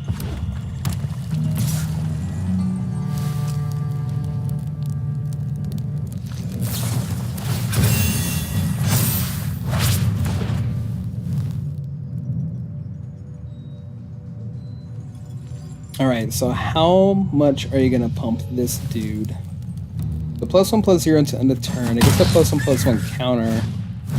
Okay, another Heartfire hero. So could take that out now.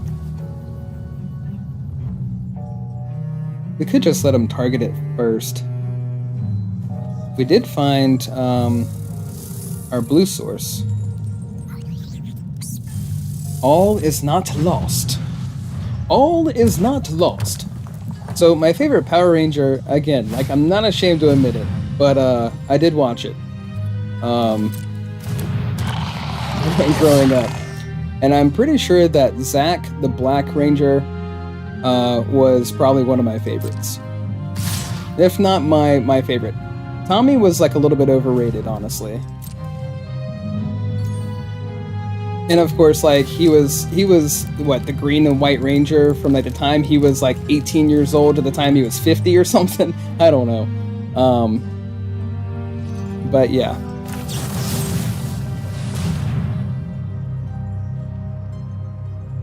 So, what are you gonna do to the Hardfire Hero? Now that we went to go try to take it out, you're gonna go ahead and pump it to high heaven so that we take the damage.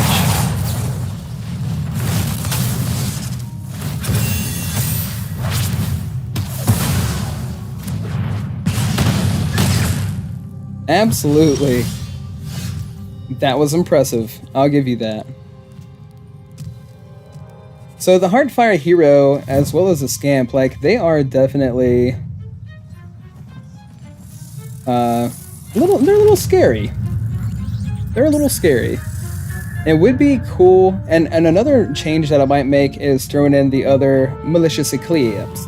Because, I mean, we've gone up against so many decks now, where running all 4 copies instead of going from 3 to 4 isn't that much of a leap, but I feel like we might need to do that.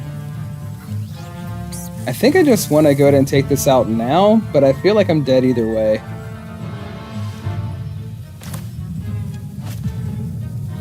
Because we're going to take 4 from this, go down to 3, then equip this, and then we're dead.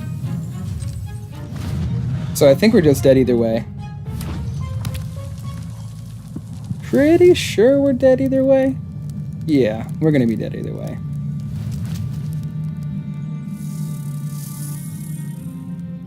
Unless, like, they go to target the Heartfire Hero for some reason, and then we try to take Heartfire Hero out with a Bitter Triumph in response to them targeting the Heartfire Hero. Oh, I see. So even if we did take this out, we're still going to take 3 off of these. What a shame. And of course, like, again, had we have seen the Malicious Eclipse, that would have been an entirely different game. But I am having, like, so much fun with this deck. I'm serious. Like, it is on a different power level. And I know that, you know, I would say, like, the mid-range version of the deck, getting more creatures involved in it could also be an awesome way to go.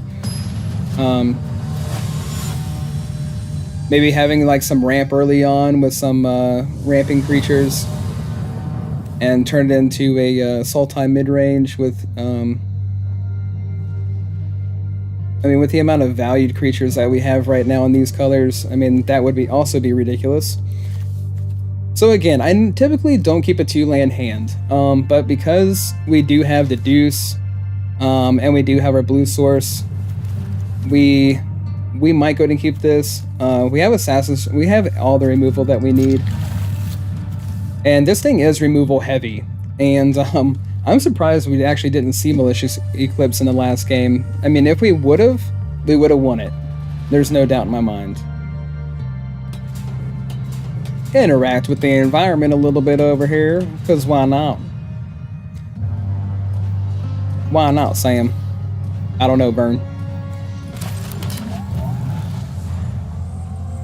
Up against a puppet.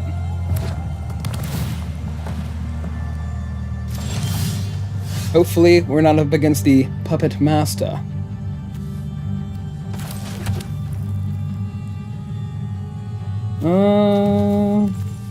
So we will deduce at the end of their turn. So, of course, like anytime I see Elegant Parlor, the only thing that I'm thinking, especially with the fact that they haven't played a creature yet and they're passing, this is definitely Boros tokens. And we're going to need to find some land for sure. I am glad that we have the Assassin's Trophy. We do have Desist, which is going to be great as long as we can get to our 6 mana that we need to cast it. And awesome. And we are running 4 Terra Sunder, which is going to be perfect against these guys.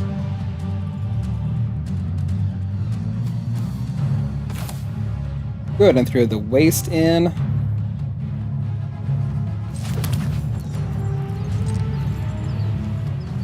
So we have removal for tokens. We have the removal for the forge. We have removal for either the forge or the talent. And then we have a sweeper, and then we could use this to also get rid of their forge completely or their talent completely, either one.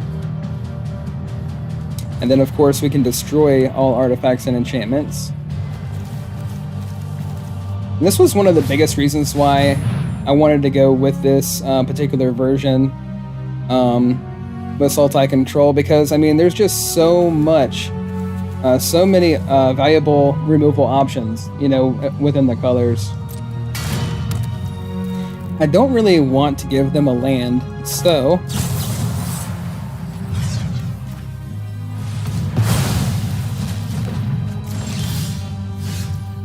we could definitely use some more land. So hopefully we can, they won't try any shenanigans, and we can go to Cracker Clue and draw a card. That'd be great.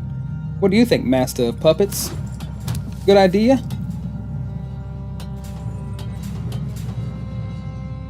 So we are running 2 Demolition Fields in the mana base. I don't like this either.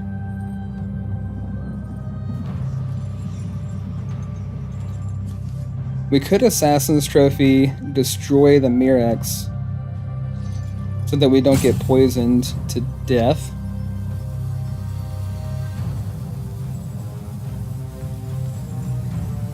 Alright. Sure, let's let that resolve.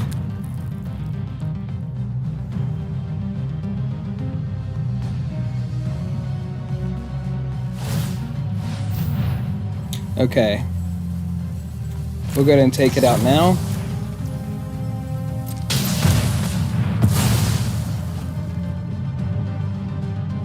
Because, you know, we also don't want them to start making a bunch of tokens and then each one of them getting +2/+2 off of this.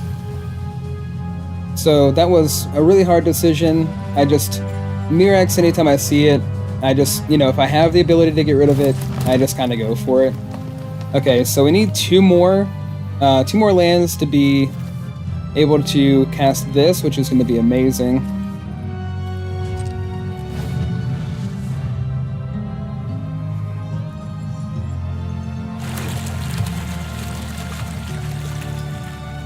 Yep. Fountain Port. They do love their land threats. I'll give, you know, they do have Mirex and Fountain Port. I think they're running like 2 to 3 Mirex, as well as the same number of Fountain Port in the mana base. We will do this first. Hopefully find a Demolition Field. Okay. Silver Scrutiny. Awesome. We need to find some more land. We have all the removal we could ask for, except for something to get rid of Fountain Port. We are running 3 Assassin's Trophy in the deck.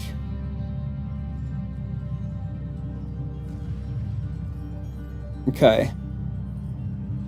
So we either draw one or draw a couple. I mean, we're going to be able to survive for a little while as it sits at this moment. It looks like we're going to be able to survive for a while. So they make a 1/1. Draw a card. And we could... we'll pass the turn. It would just be fun, like every time they make a token, just destroy it in response. Okay, Restless Bivouac. You got the Restless Bivouac. Yeah, she.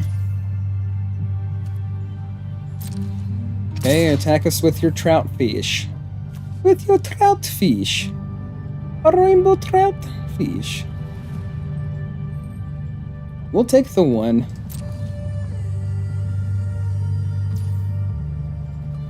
Because why not? We're going to make another token on the following turn. We do have Malicious Eclipse that we're holding. And we need some more land.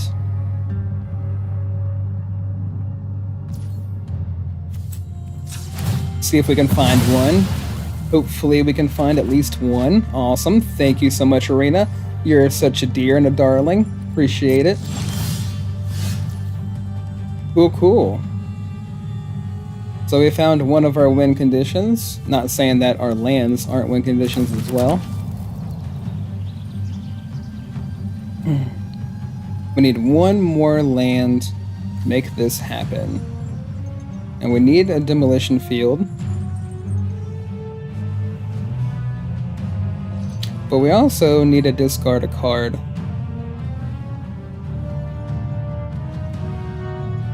That's tough. I don't really want to get rid of anything.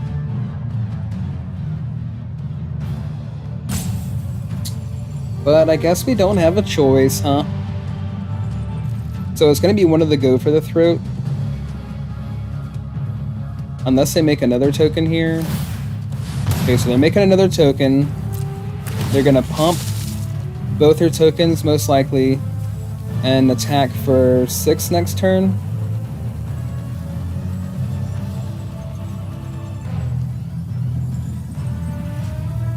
Yep, resolve. So, with that being said, we could... I mean, let's just go ahead and take out one of these guys, right? It'd be nice not to take damage off of our black source.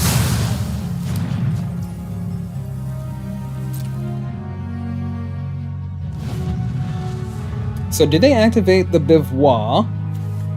Or do they pump the talent?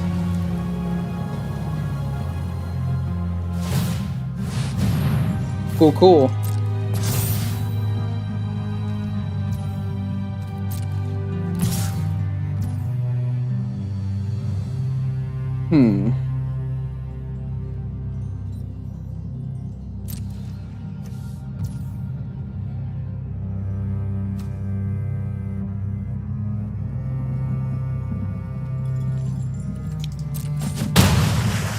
If only we had another black source. It would have been so nice. You think you're attacking for 3. Got another thing coming. So what would they... I guess they would have Get Lost to get rid of our Teferi.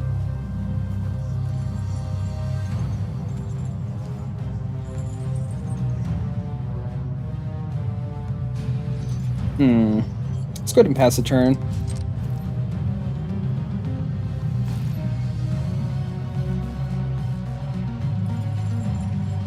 I could make myself a little bit smaller here.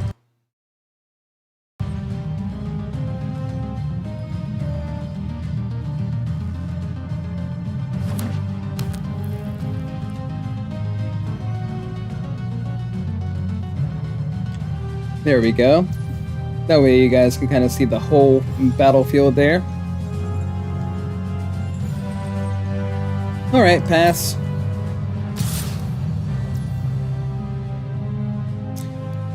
Go for the throat it is. I'm surprised they didn't activate. Of course, at this point, I guess you're just thinking that they keep making 3/3s each turn.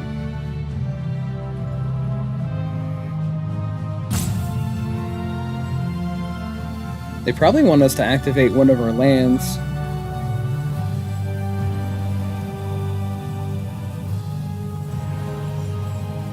We'll just go for the throat now. I didn't even realize that that sounded so good and so cool. It just flowed, didn't it? We'll just go ahead and go for the throat. Why not?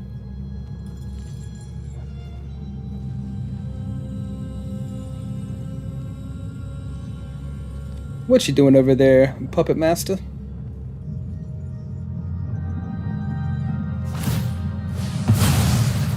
Sacrifice and draw. Yeah, no problem.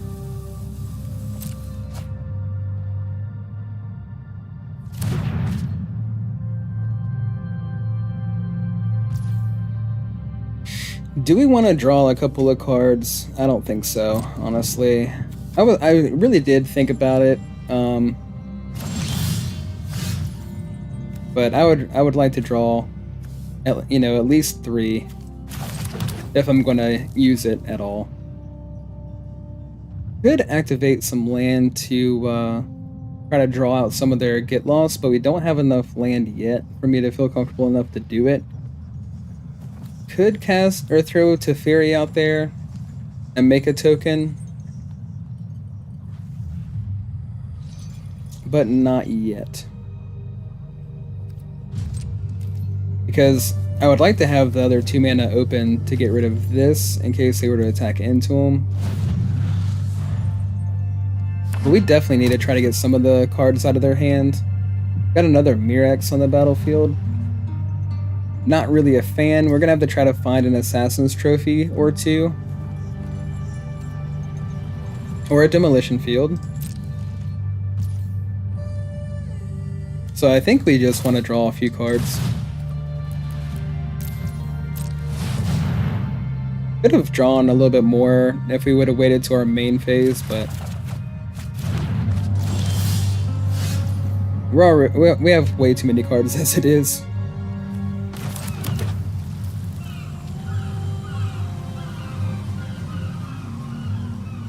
So we need to get rid of Mirex, and as it sits, we don't have the answer. Now if we pop out Teferi, we can take out the Bivouac if they had decided that they wanted to attack into us. And I don't really want to just throw them out there and draw a card off of them. And then again, I don't know if it's the right time.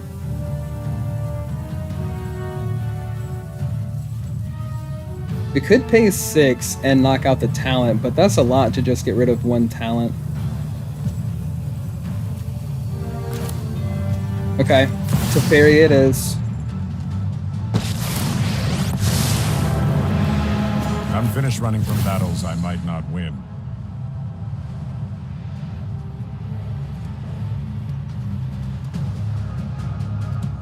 Let's see if they have to get lost for Teferi. They probably do. Yep. I'm sure. And of course they would, right? Nobody knows the past better than me. So if they make a token, they can make a Mirex token and it'll be a 3/3 token. They could pay 3, make 1. I think they can only make 1 token right now, is that right? Okay.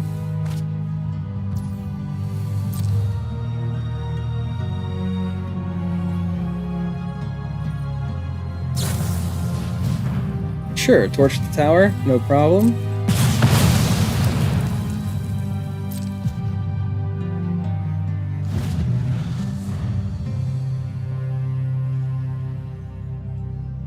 So if they activate the Restless Bivouac, they will be able to attack in and give another creature a counter.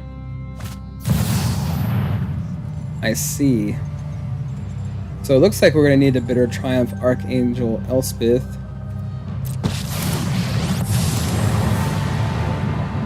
I am a shining blade in the dark. Make a token, okay, sure. We fight together. We do. We fight together. And apart. Very far separated. We also fight each other.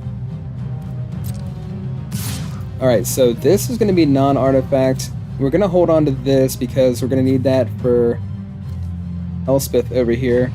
Kind of surprised that she didn't give this thing. Or they didn't use her to give this the 2 counters and flying. Extremely surprised about that. Non-artifact.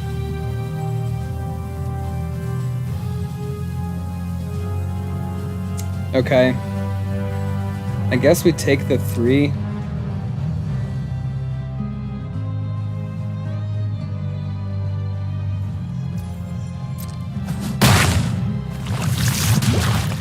Yep, and a poison.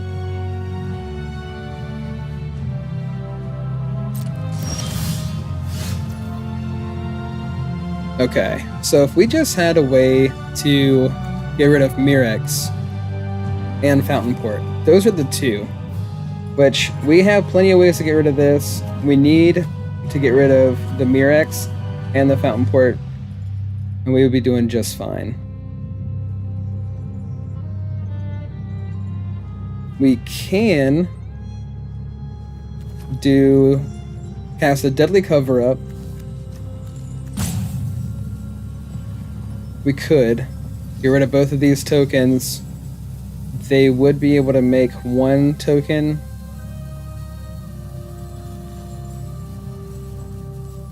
We also need to get rid of this, though. Man, this is tough. Alright, let's go ahead and do this.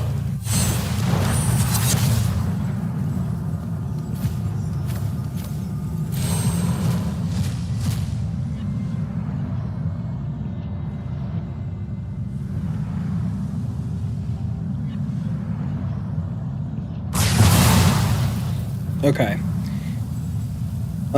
We could take all the Get Lost out of there. Or we could take all the Mirex. Gosh, that's tough too. Let's take Mirex, just to make sure they don't have any more. There we go.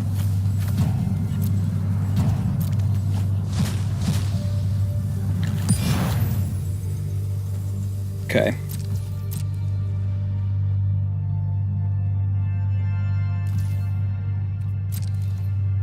So I was feeling, pretty good about this game. Right now, I'm a little bit worried.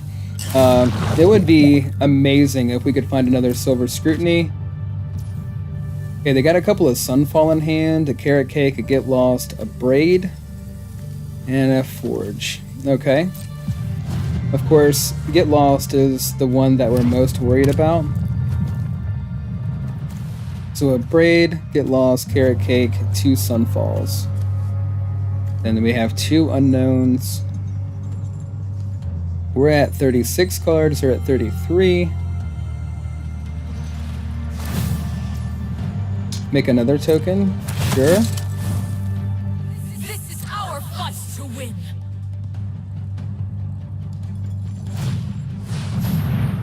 There we go. Yeah.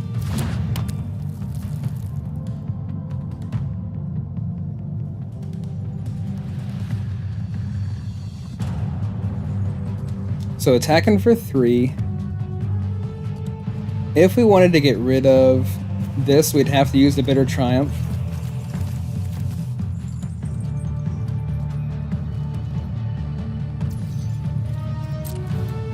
So I guess we're going to have to take the 3. They have to Get Lost in hand. If we were to try, even if we were able to activate a land, it wouldn't do us any good to block. And of course, this does not target this little guy.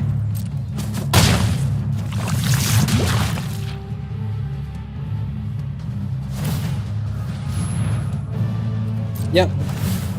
Make a token, make a copy, sure.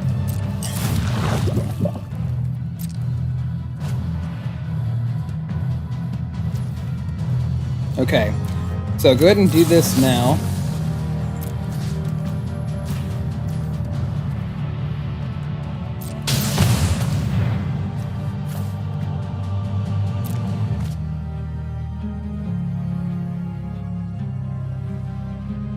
This has been an epic battle of epic proportions.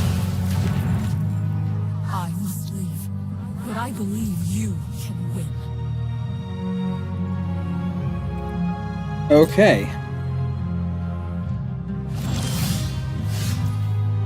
So, Terra Sunder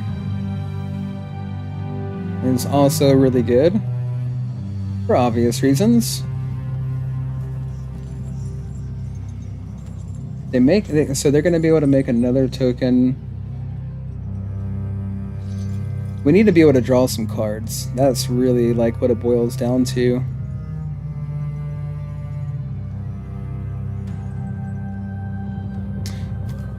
I mean, we could pay 6 and take out both of these,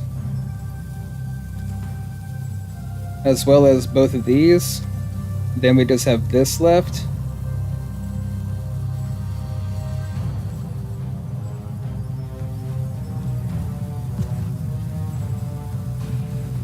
Then we'd have 3 mana left over.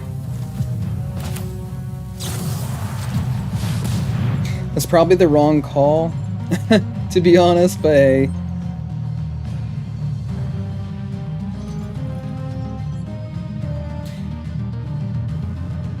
We're a little bit behind in the game, and honestly, the only reasons we are so far behind is because of Mirex and Fountain Port.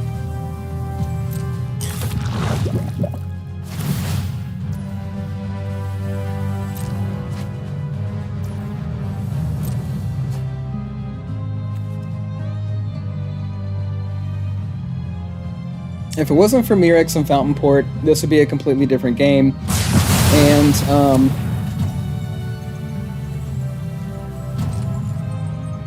it would be really nice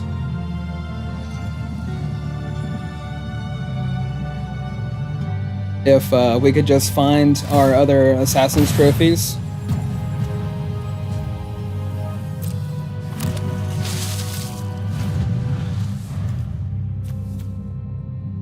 Assassin's Trophy or Demolition Field gets rid of our issues that we have going on over here.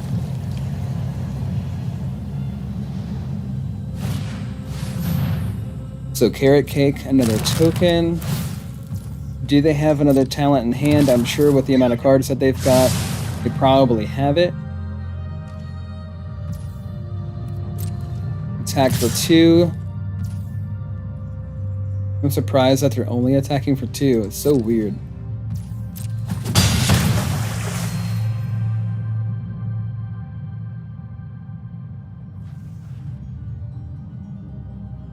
My opponent's only attacking for 2, but I don't really have a whole lot of life to begin with. I said, I don't really have a whole lot of life to begin with. So, what are we going to draw next? Please, something good. Silver Scrutiny would be an awesome draw. We can go ahead and use Malicious Eclipse to take out all 3 of these dudes. We could even Deadly Cover-Up and take out their other Caretaker's talent. I'm just wondering like where the other forges are, because I know they run more than just this. So we can't take the forge completely out of the game, but we could take the talent completely out.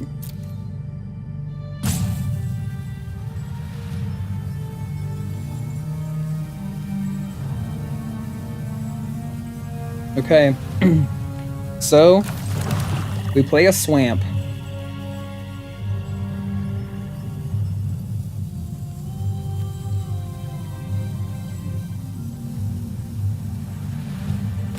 And we're gonna have to try to keep our mana open because of what they're gonna be able to do on the backswing of things. Like they will be able to make a Mirex token.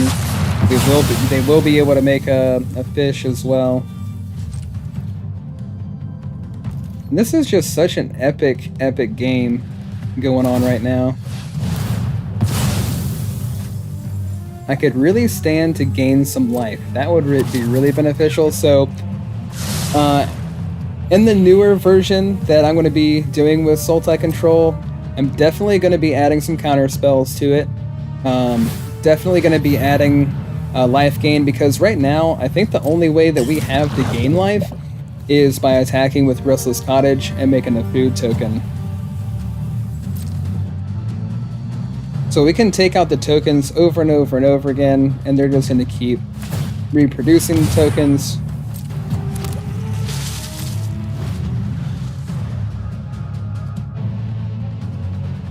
And without having Demolition Field or the Assassin's Trophy, there's not a whole lot we can do about that. And let's see, I think we already... We've only seen one Assassin's Trophy, and I don't think we've seen any... Yeah, no Demolition Field at all. Okay. So Elspeth. Have faith in my sword. So this time minusing 2.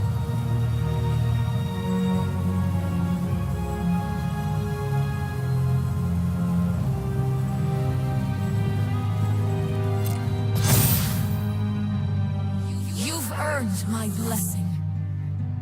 So a total of 5 damage on the field. So it looks like we'll be able to get through one more turn.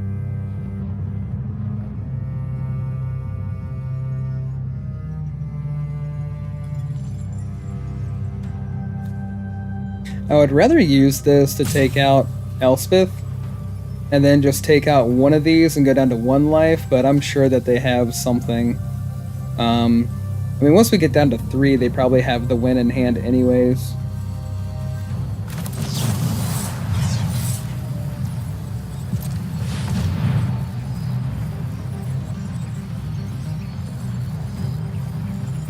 So again, like, this deck can really be a powerhouse. It really can. And I'm starting to realize that more and more as we go along.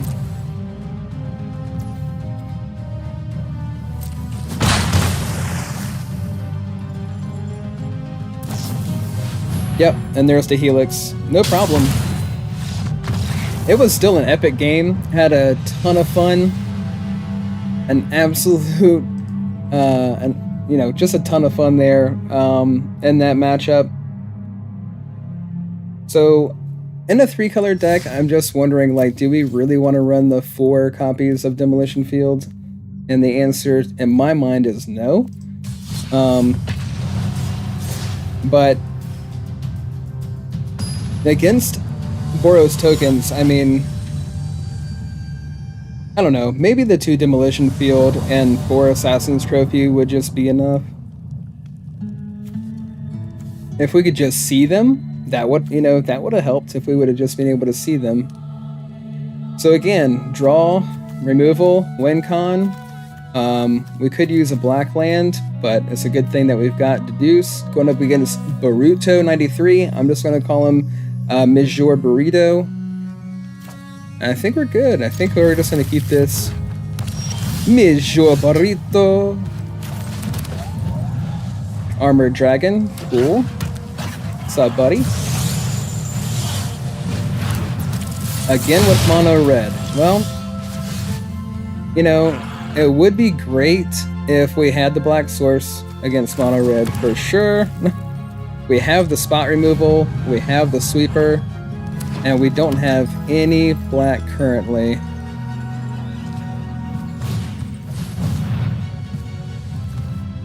Okay. So they're gonna give a Malice Double Strike, which would be Emberheart Challenger. Might as well go ahead and do this now and get it out of the way.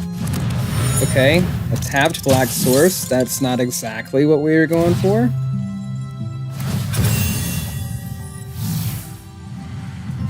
I mean, the hand is amazing, and you guys can see, like, we have the Go for the Throat, we have Malicious Eclipse, we have everything we need. Our mana base isn't unbalanced. It's just kind of like how it worked out this time with the draw. Kind of hoping that they just play a couple more creatures here and get us set up for a nice Malicious Eclipse on the next turn, which means that we're going to have to draw another black source much sooner rather than later.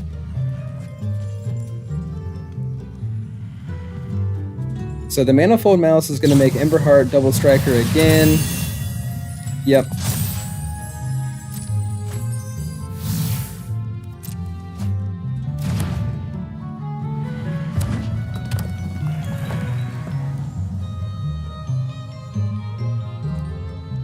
Okay. So attacking for 9 here as of right now. Of course. The more the merrier.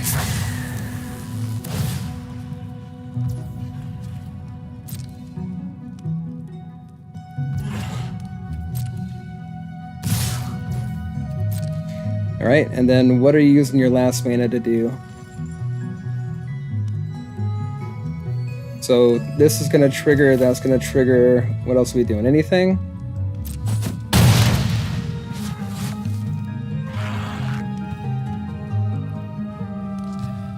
So they're gonna drop me quite a bit on this turn.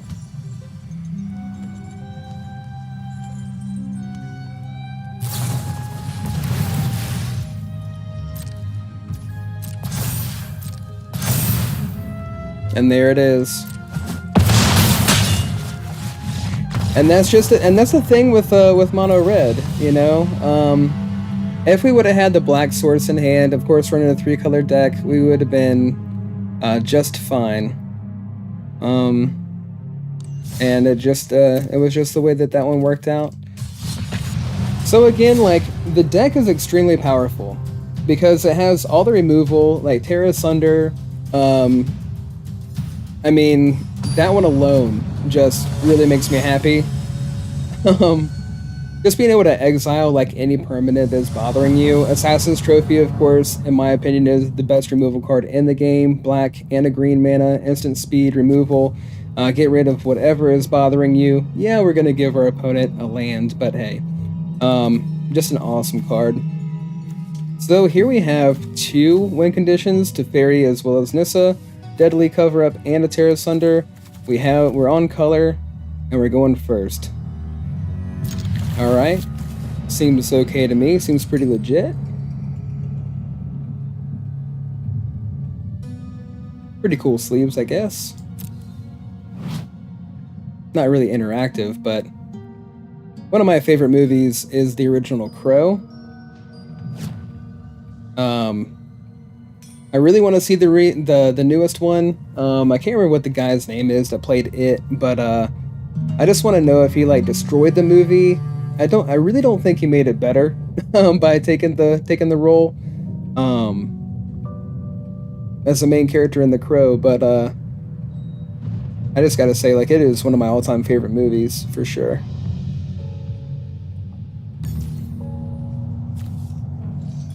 Okay, starting off with the Reef.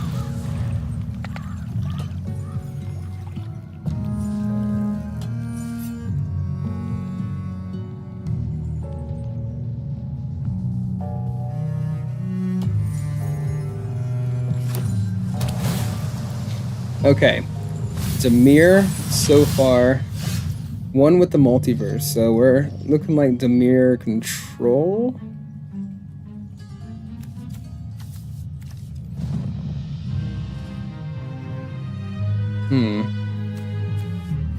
Maybe we can make them think that we're Dimir as well. Not really that we're, you know, that it's really going to help us at all. I mean, it could, potentially.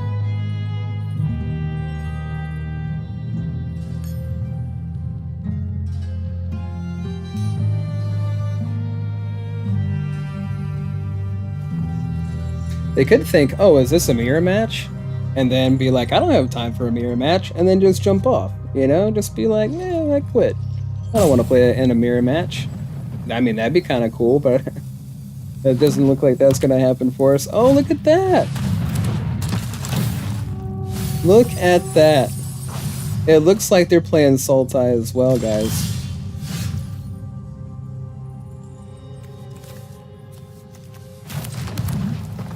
I didn't really expect... I mean... I know what this deck... This is Squirming Emergence deck. And, you know... It's fine. So they probably got Jace. They probably have Lumra. Obviously they have Squirming Emergence.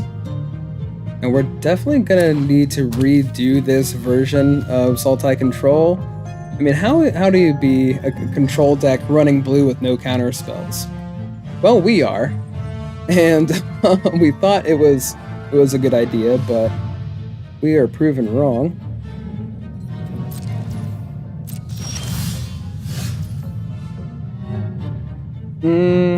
Nissa Ascended Animist. Why do you have to be so expensive? We could really use some land. I don't, we're running 26 lands, and I don't understand why we get stuck at 3 and 4 like we have been. We could, I guess, throw in, go up to 27, but that's the max. 27 lands, I mean, yeah, we're running like, you know, 7 drops here, right? But at the same time, like, I am not going above 27 lands. There's no way.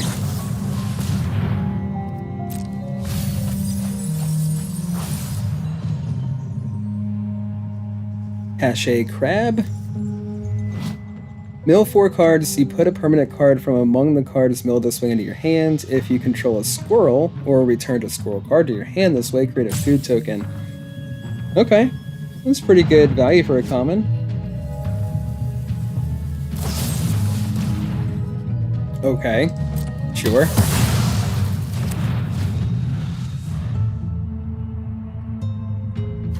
We got Cityscape Leveler. There we go. One with the multiverse.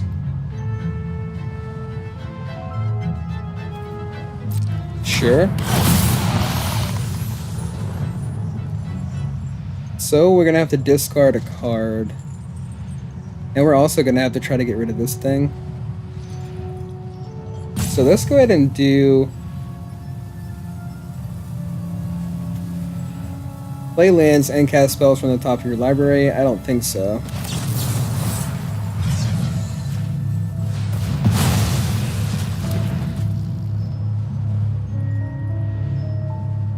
So yeah, Founding the Third Path and Squirming Emergence. This deck is really hard to stop, especially because of the fact that so there's another weakness, I guess you could say, in our deck, is that we do have some graveyard hate, but it's not enough.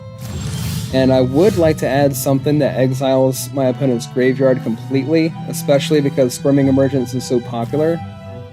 So, counter spells for 1. For 2, maybe another land to go up to 27.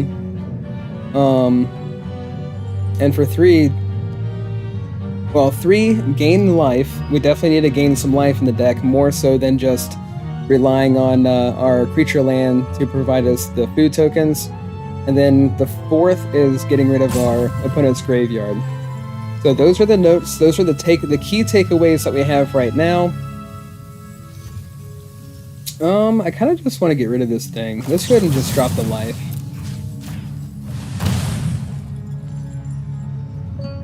So they're not, I don't know if they're on Loomer or not, but they do have the Rex, and it has haste, ward 4, definitely really intimidating card there. And who knows, maybe I'll come back tomorrow on stream with a Squirming Emergence deck of my own.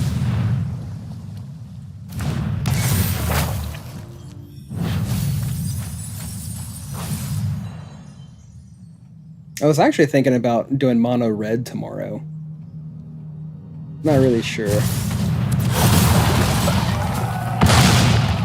Yep. So, ward 4.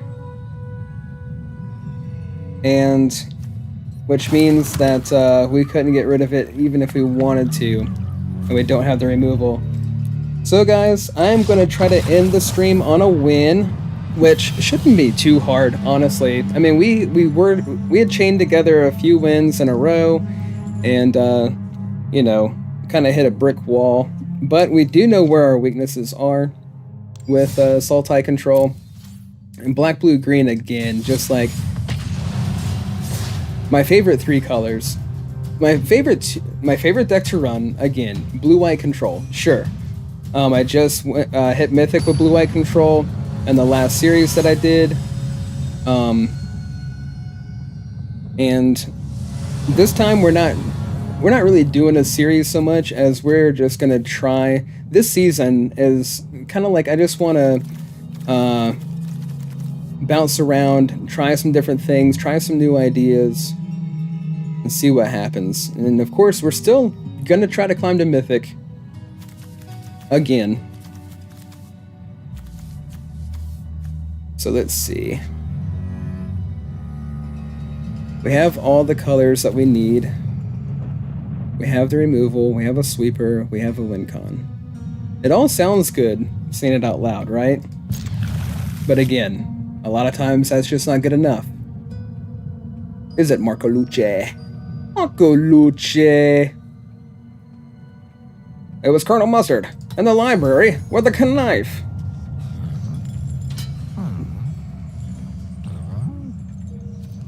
We'll start off with a vine stalk. Major vine stalk.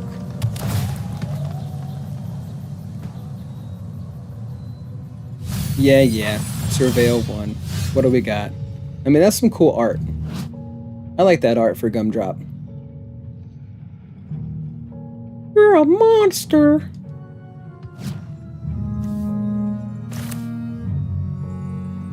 Blooming Marsh enters tapped. Unless...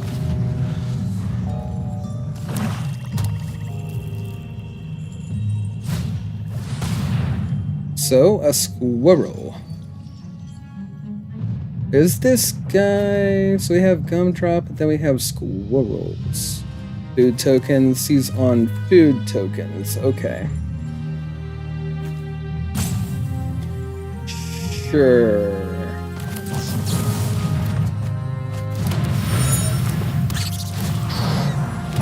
Marco Luce is on a food tokens. That looks incredible. My goodness. Looks delicious.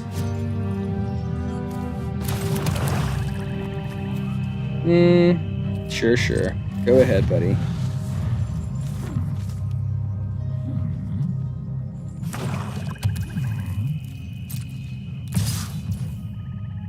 Nobody ever did answer me who would win in a fight between Spider-Man and Batman. I kind of threw my 2 cents out there, but nobody else answered. I still feel like Spider-Man would have the win.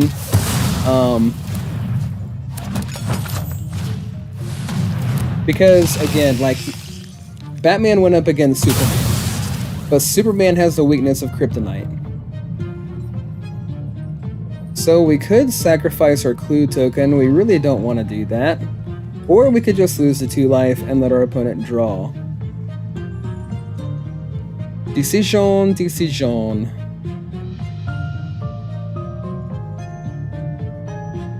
Or we sacrifice the clue and take him out next turn. We kind of need the clue. We're going to decline.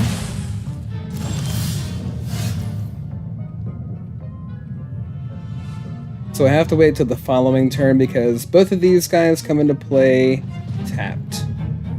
Unfortunately. And, of course, like, that is another note for the deck. Maybe not so many tapped lands. That would be beneficial. But we have a few different things to adjust before we come back in a future stream with Sultai Control, which you will see it again in the near future. Let's end the turn. I don't like braids. I mean, I do. And I don't. It's a great card.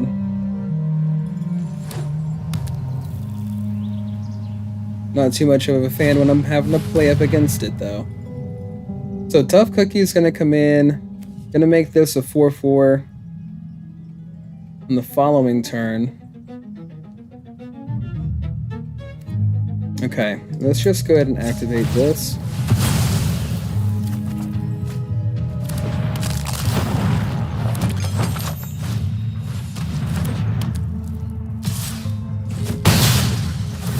So I think there's actually, like, people running Golgari Cookie, I think, or something like that. Golgari Cookies. Using, like, Sir Ginger and Tough Cookie, and then, like, Ginger Brute and different things like that.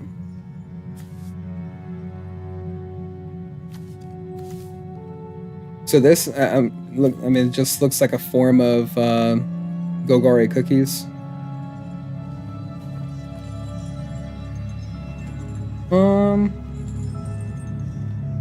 Assassin's Trophy and Terra Sunder.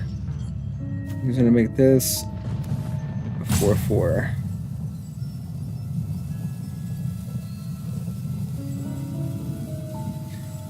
Okay, we're a little bit behind here.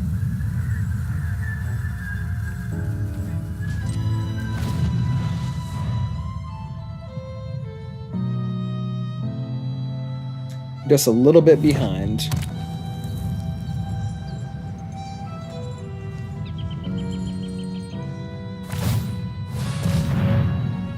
Okay, tough cookie 4/4. Sure, why not?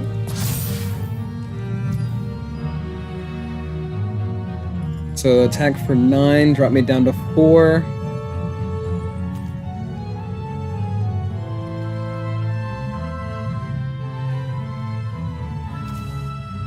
We could also just pay 2 and take out this one. I think it would be a smarter idea to take this one out.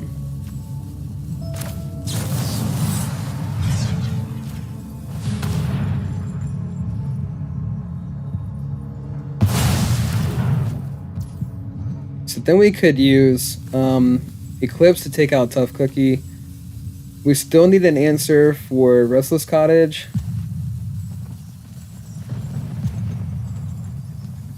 Let's go ahead and take out Braids.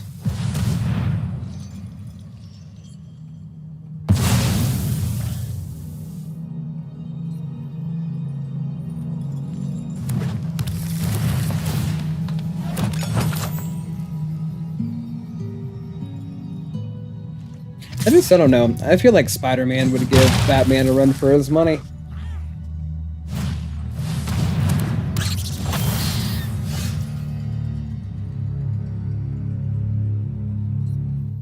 So they will be able to activate their cottage next turn.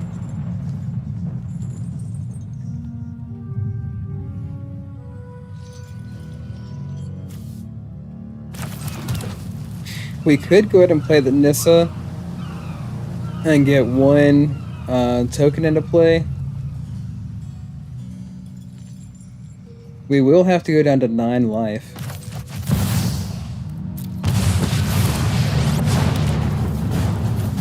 You will grow with us. So let's see if that's enough of a distraction for them to, yep, go for the throat, get rid of the token. Activate.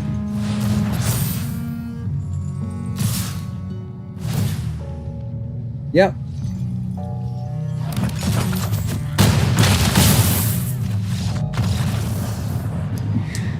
All right. Sultai control, guys. Sultai control. What can I say? It's so close to being amazing. It is so close to being amazing.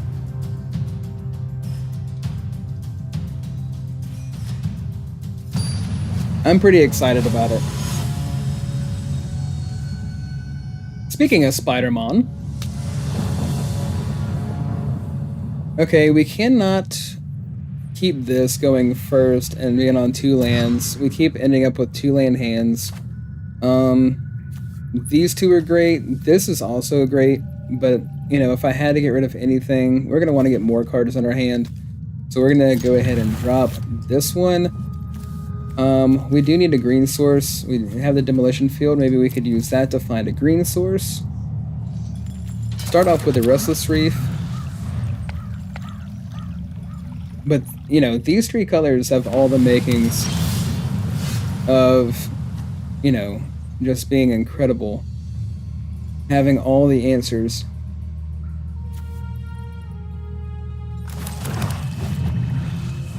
Obviously, it still needs some work. We're not saying that it doesn't. It looks like blue-white control over here.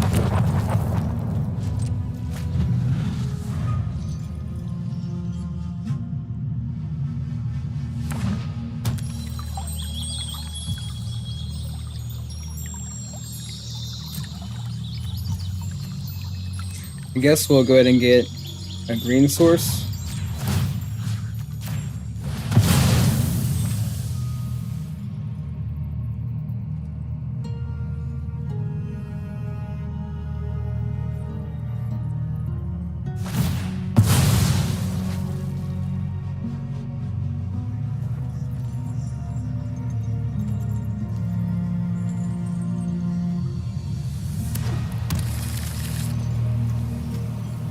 Demolition field.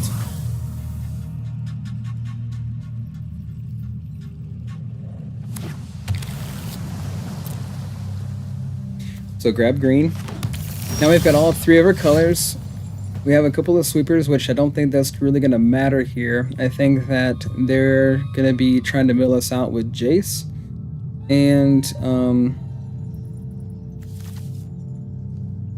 looks like we're going to be stuck on lands for a minute. Again, I really don't understand why. So we could have waited with the demolition field to take out the fountain port.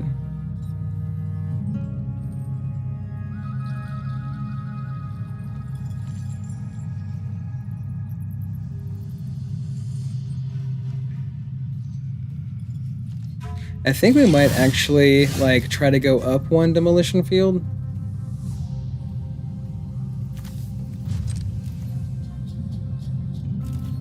But we definitely need to go up into the 4th Assassin's Trophy.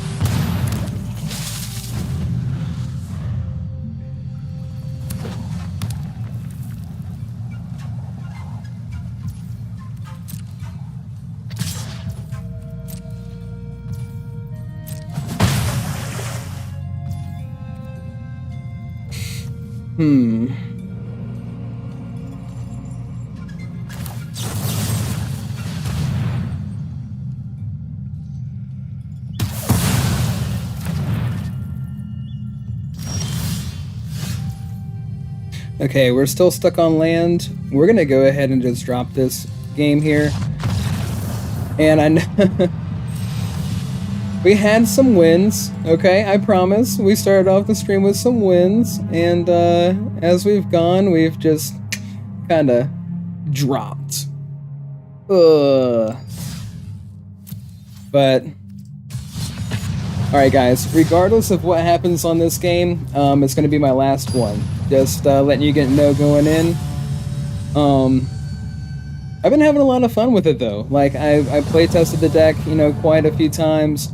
And it's been doing really well. These recent draws have just been kind of awkward, you know. We're gonna keep. That's a nice boulder. Hey Shrek, look at that. Look at that boulder over there. Restless Vine Stalk.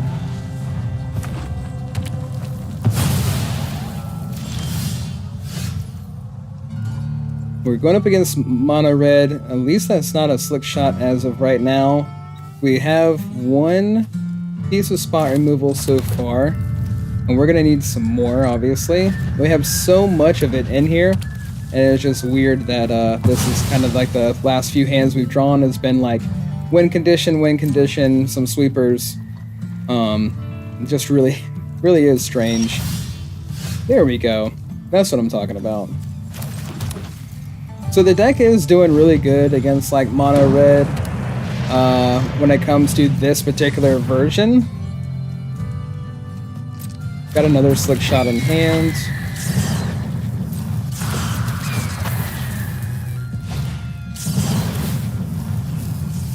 Let's see.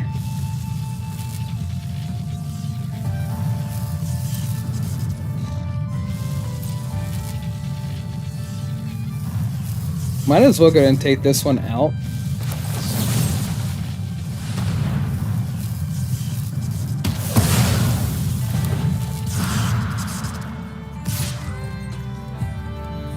Monstrous Rage? Sure.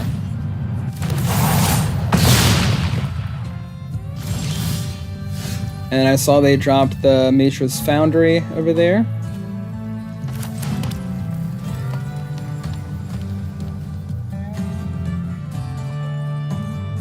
Okay.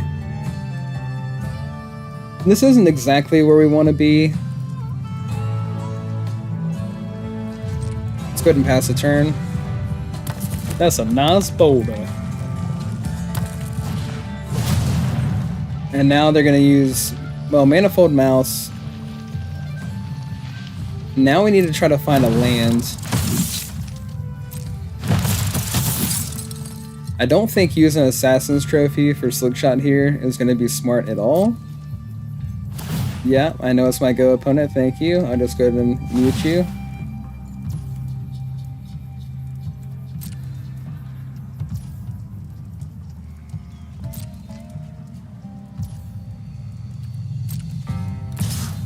So we'll just take the 2. Hopefully we draw. Well, there's a land, but we don't have the other black we need for Deadly Cover-Up.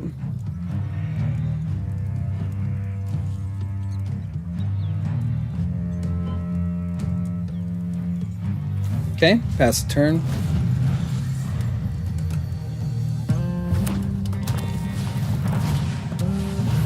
Yep. If only we could have had another black source. And that is the biggest problem with running a 3-color deck.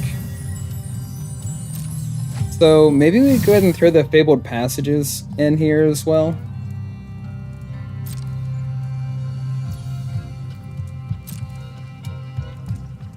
We'll just have all kinds of fun with this mana base. Alright, that double strike. And they're also gonna pump on this turn.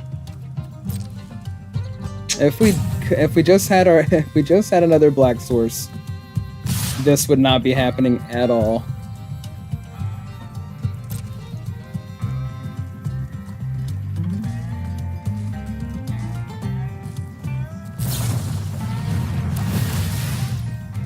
Yep.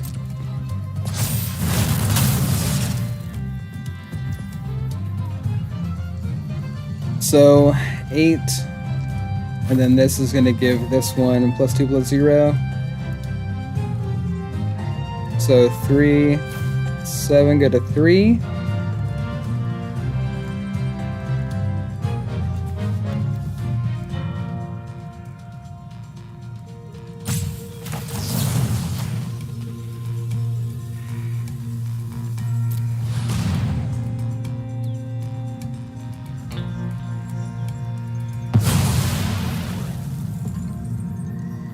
And this was the perfect matchup to really, show off the deck. Oh, well, never mind. It had double strike. Right, I forgot about that. Well, we're at 2 hours and 55 minutes at the current moment, guys. So, you know what? We'll go ahead and just play one more because I'm a glutton for punishment.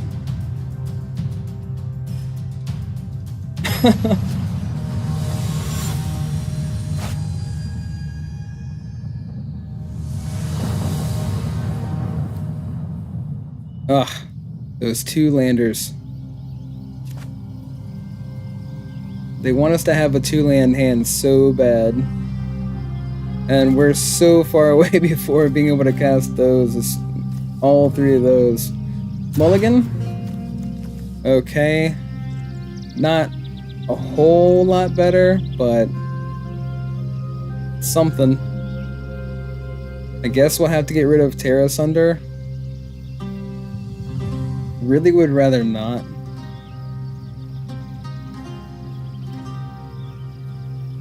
This would be the perfect hand if we're able to keep everything that's in it.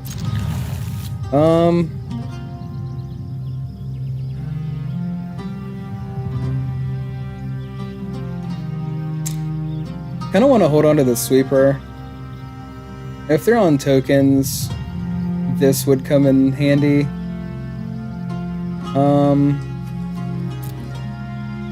They don't have a pet. Don't have much to go on. I guess Terra Sunder it is, huh? Another Deadly Cover-Up. Okay. Starting off with the swamp could mean mono black. It probably, yep, looks that way. Sure. Take the Bitter Triumph, obviously.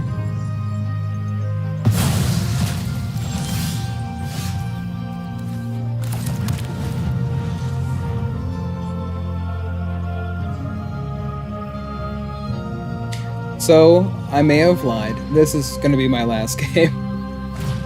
Win or lose. It's always nice to end a stream on a win, but unfortunately it's just not going to happen here. I love the deck. I really do. I love... It is... When it's actually on and going. I mean... So powerful.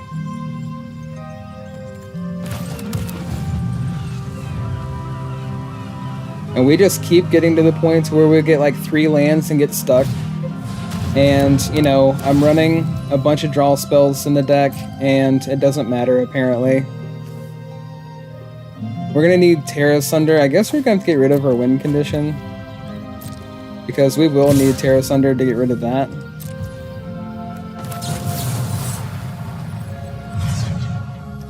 Which, they did take the Silver Scrutiny. We have 4 Deduce, as well as 3 Silver Scrutiny in the deck.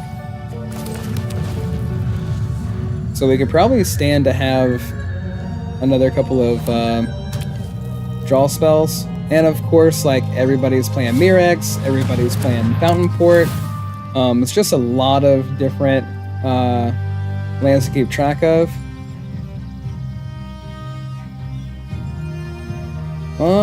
Yep, I'll have to get rid of one of these.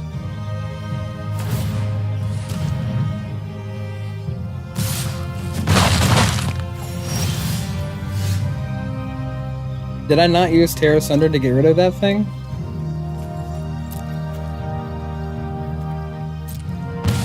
Or did they play another one?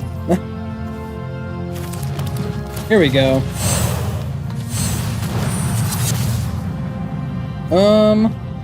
Let's do this one. So since these are all that's in the graveyard, we'll just go ahead. Okay, so they got 2 Preacher, Shoulder's Edict, and they go for the Throat. Take out all of their bats here.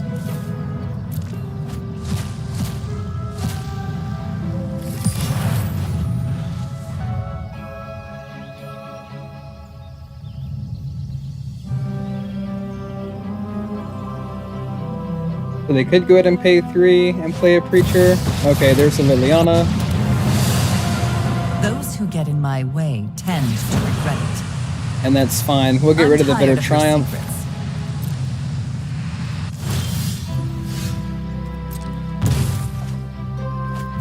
Two Silver Scrutinies. That's amazing.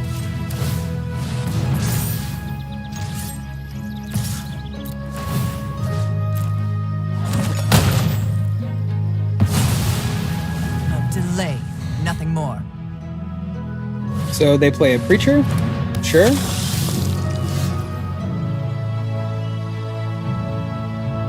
And we will pass the turn.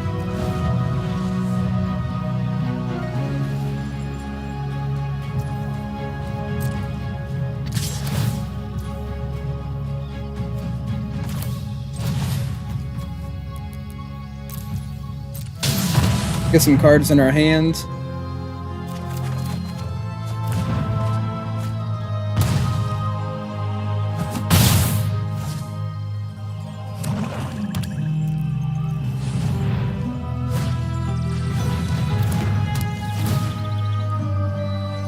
Okay. Let's see. The Deuce is going to help us keep cards in our hand. The Silver Scrutiny is obviously, this is going to be really cool. We want to keep this in hand. I guess we have to get rid of one Deduce.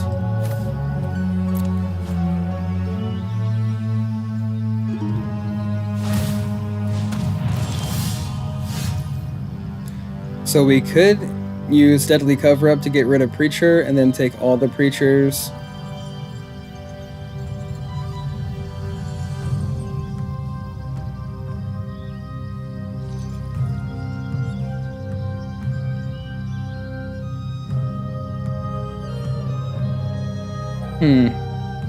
That's an interesting one. We need one more land and we could take out both of these guys.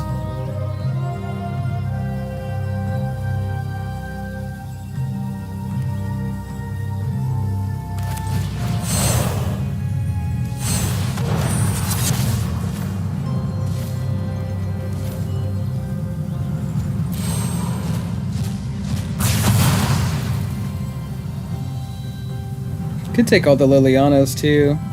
It's always such a hard choice, but I know they have the Preacher in their hand.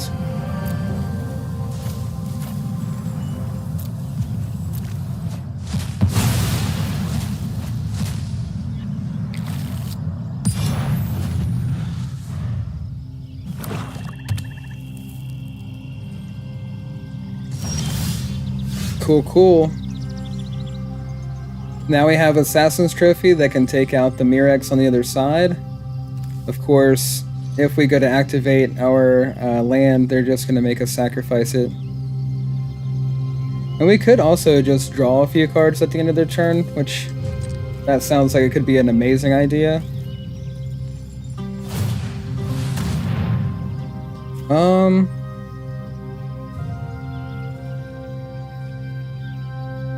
Yeah, let's go ahead and just take it out now.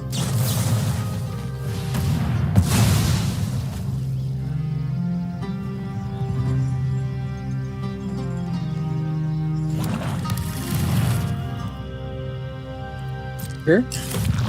Make one, no problem.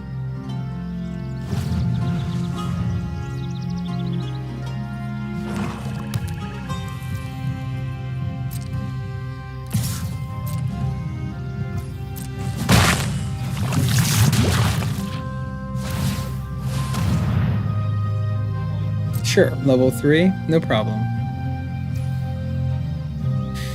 So let's go ahead and do this now.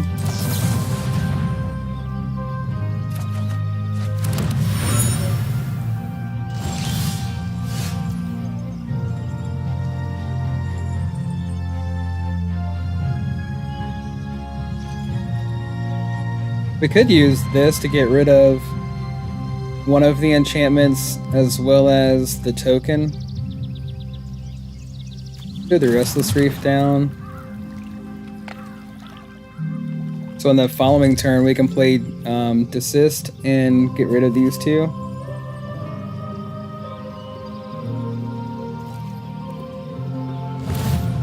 Bandit's Talent.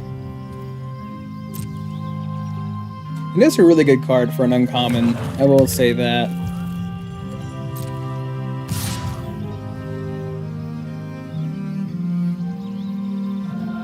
Sure. We'll take another one.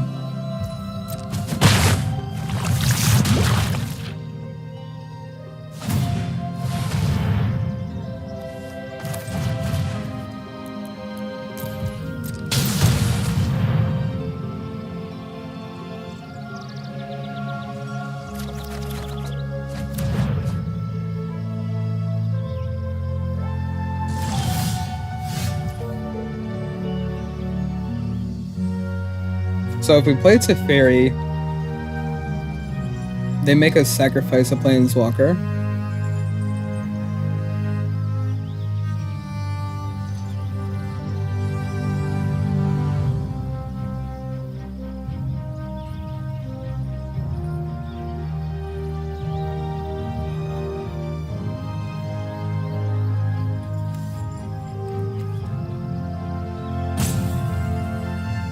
We could just go ahead and pay the 6 and get rid of both of these.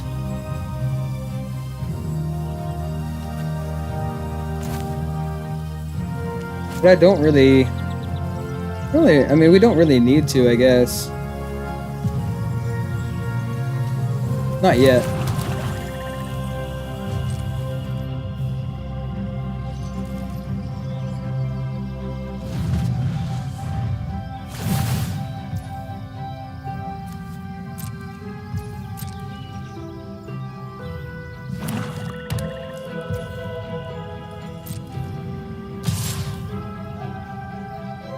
Okay, we could activate the Reef and then let them take out the Reef.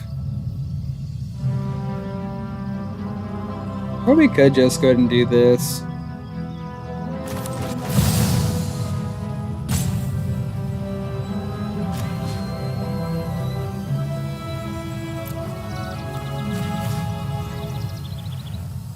Should have saved it, because it would have been really cool.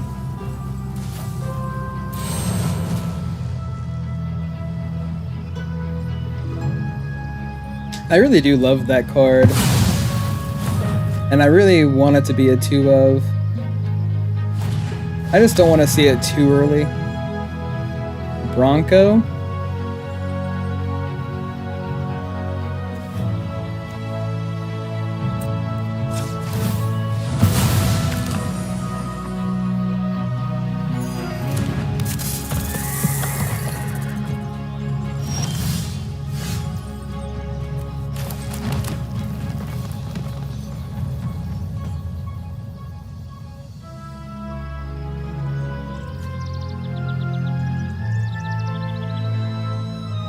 If we play this, let's go ahead and we could go ahead and do the Teferi, or we could make them play both of these on our creature lands. And we definitely need to be drawing some cards. Let's pass the turn.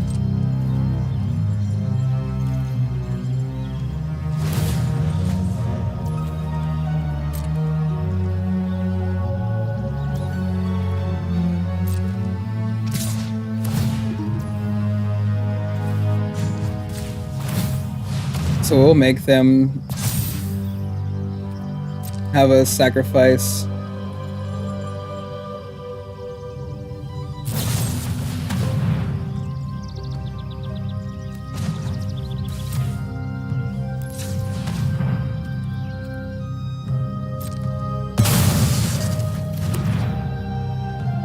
And now we're gonna need, so they have another Mirex in hand. We're gonna need an answer for that.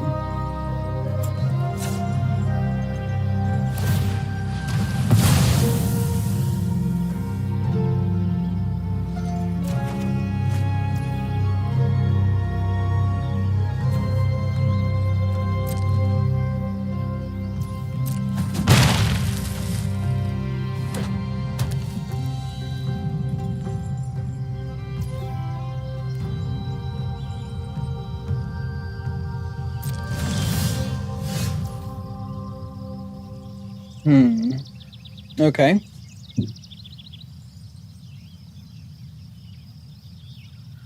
So maybe we go ahead and play the Teferi.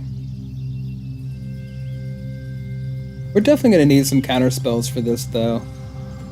For sure.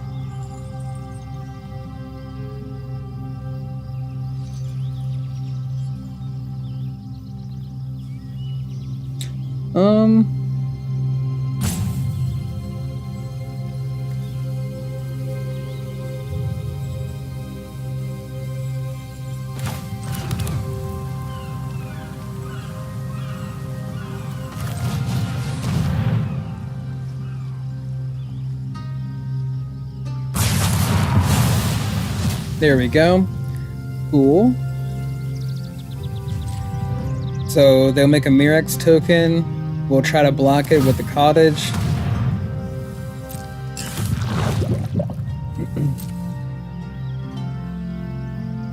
We are down to 6 life. And cottage, I mean, we do need the cottage. We also need to be drawing some cards.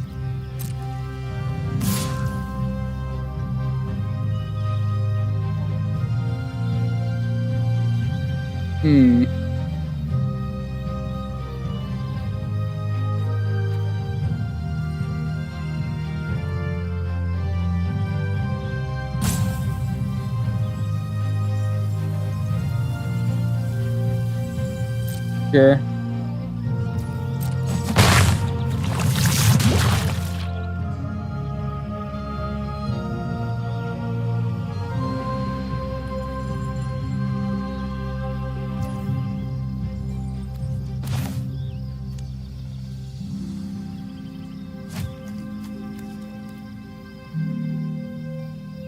Could use a Terra Sunder. It just depends on what they play the next turn. There's the demolition field that we needed.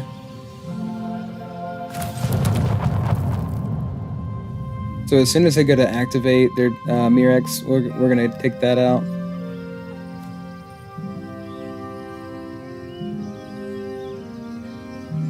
I don't know if they'll have the removal for both of these things.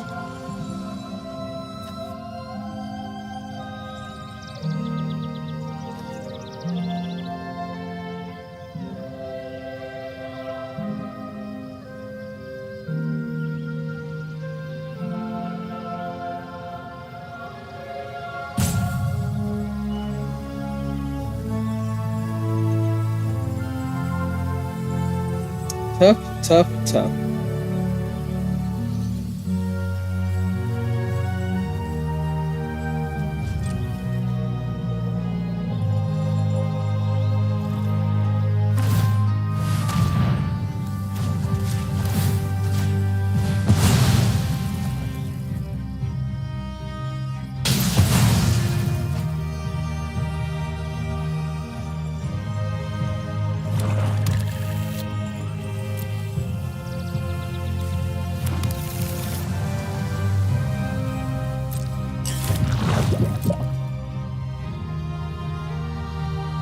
So we're gonna go down to 3, and then we'll also be at 5 poison counters.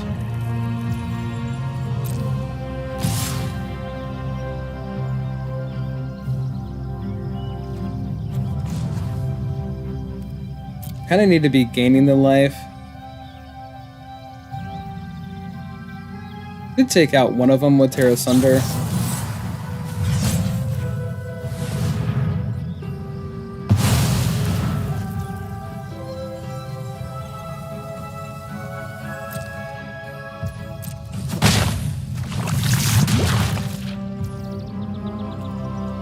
Go ahead and gain the life, I guess.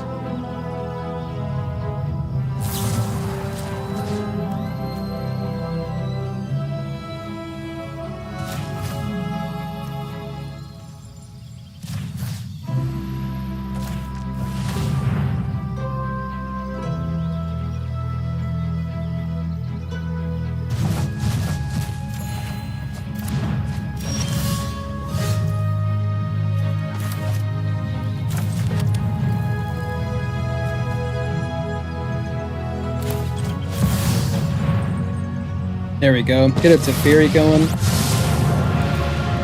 The entire multiverse is at stake. I won't back down. Might as well make a 2/2 token.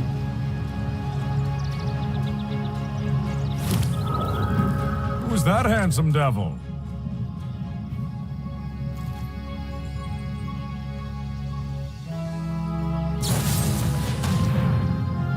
Sacrifice the Planeswalker? Sure.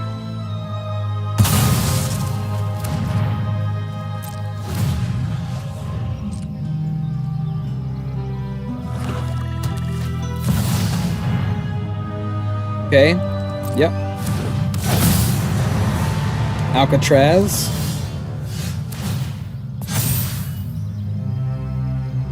So let's see if we can find an answer.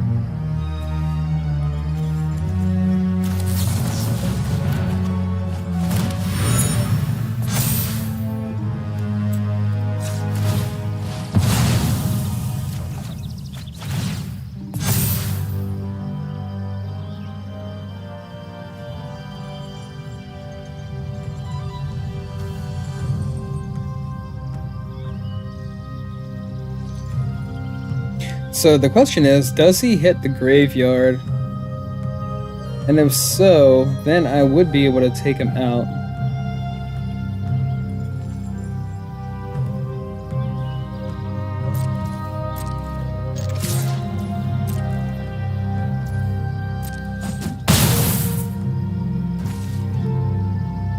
Okay, so let's see if this works.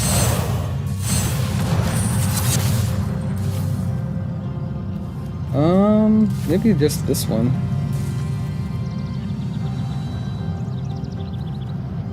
Yeah, there you go. Submit 8. We're gonna take him. They have land in their hands. So we got that one. Okay.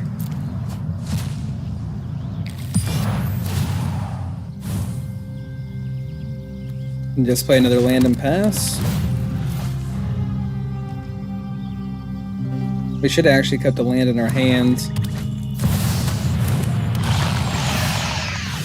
Okay, Shieldred.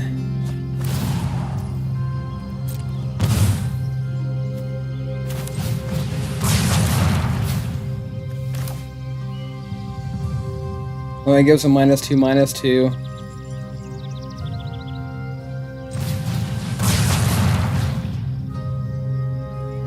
Dang. Good game. Man, that one was so close, guys. Unfortunately, that's going to have to do it for me, but I will be back on later today, no problemo. It was good catching up with you that did follow up with me today, that did catch me on stream. I do appreciate it. I do appreciate all the support. Again, did make it to Mythic just this past season with Blue Eye Control. Got a series, got the VODs up on Kick and YouTube. Catch episodes 1 through 15. So yeah, for now, we're gonna go back to the drawing board on Sultai Control. Tomorrow we'll be back, or later on today, should I say, we'll be back with a brand new deck. Thank you guys again for all your support. It means the world to me. Do appreciate it. Don't forget to like, subscribe, comment, share, get your friends involved, let them know what we're doing, and we'll see you in the next one. Appreciate it, and have a good night.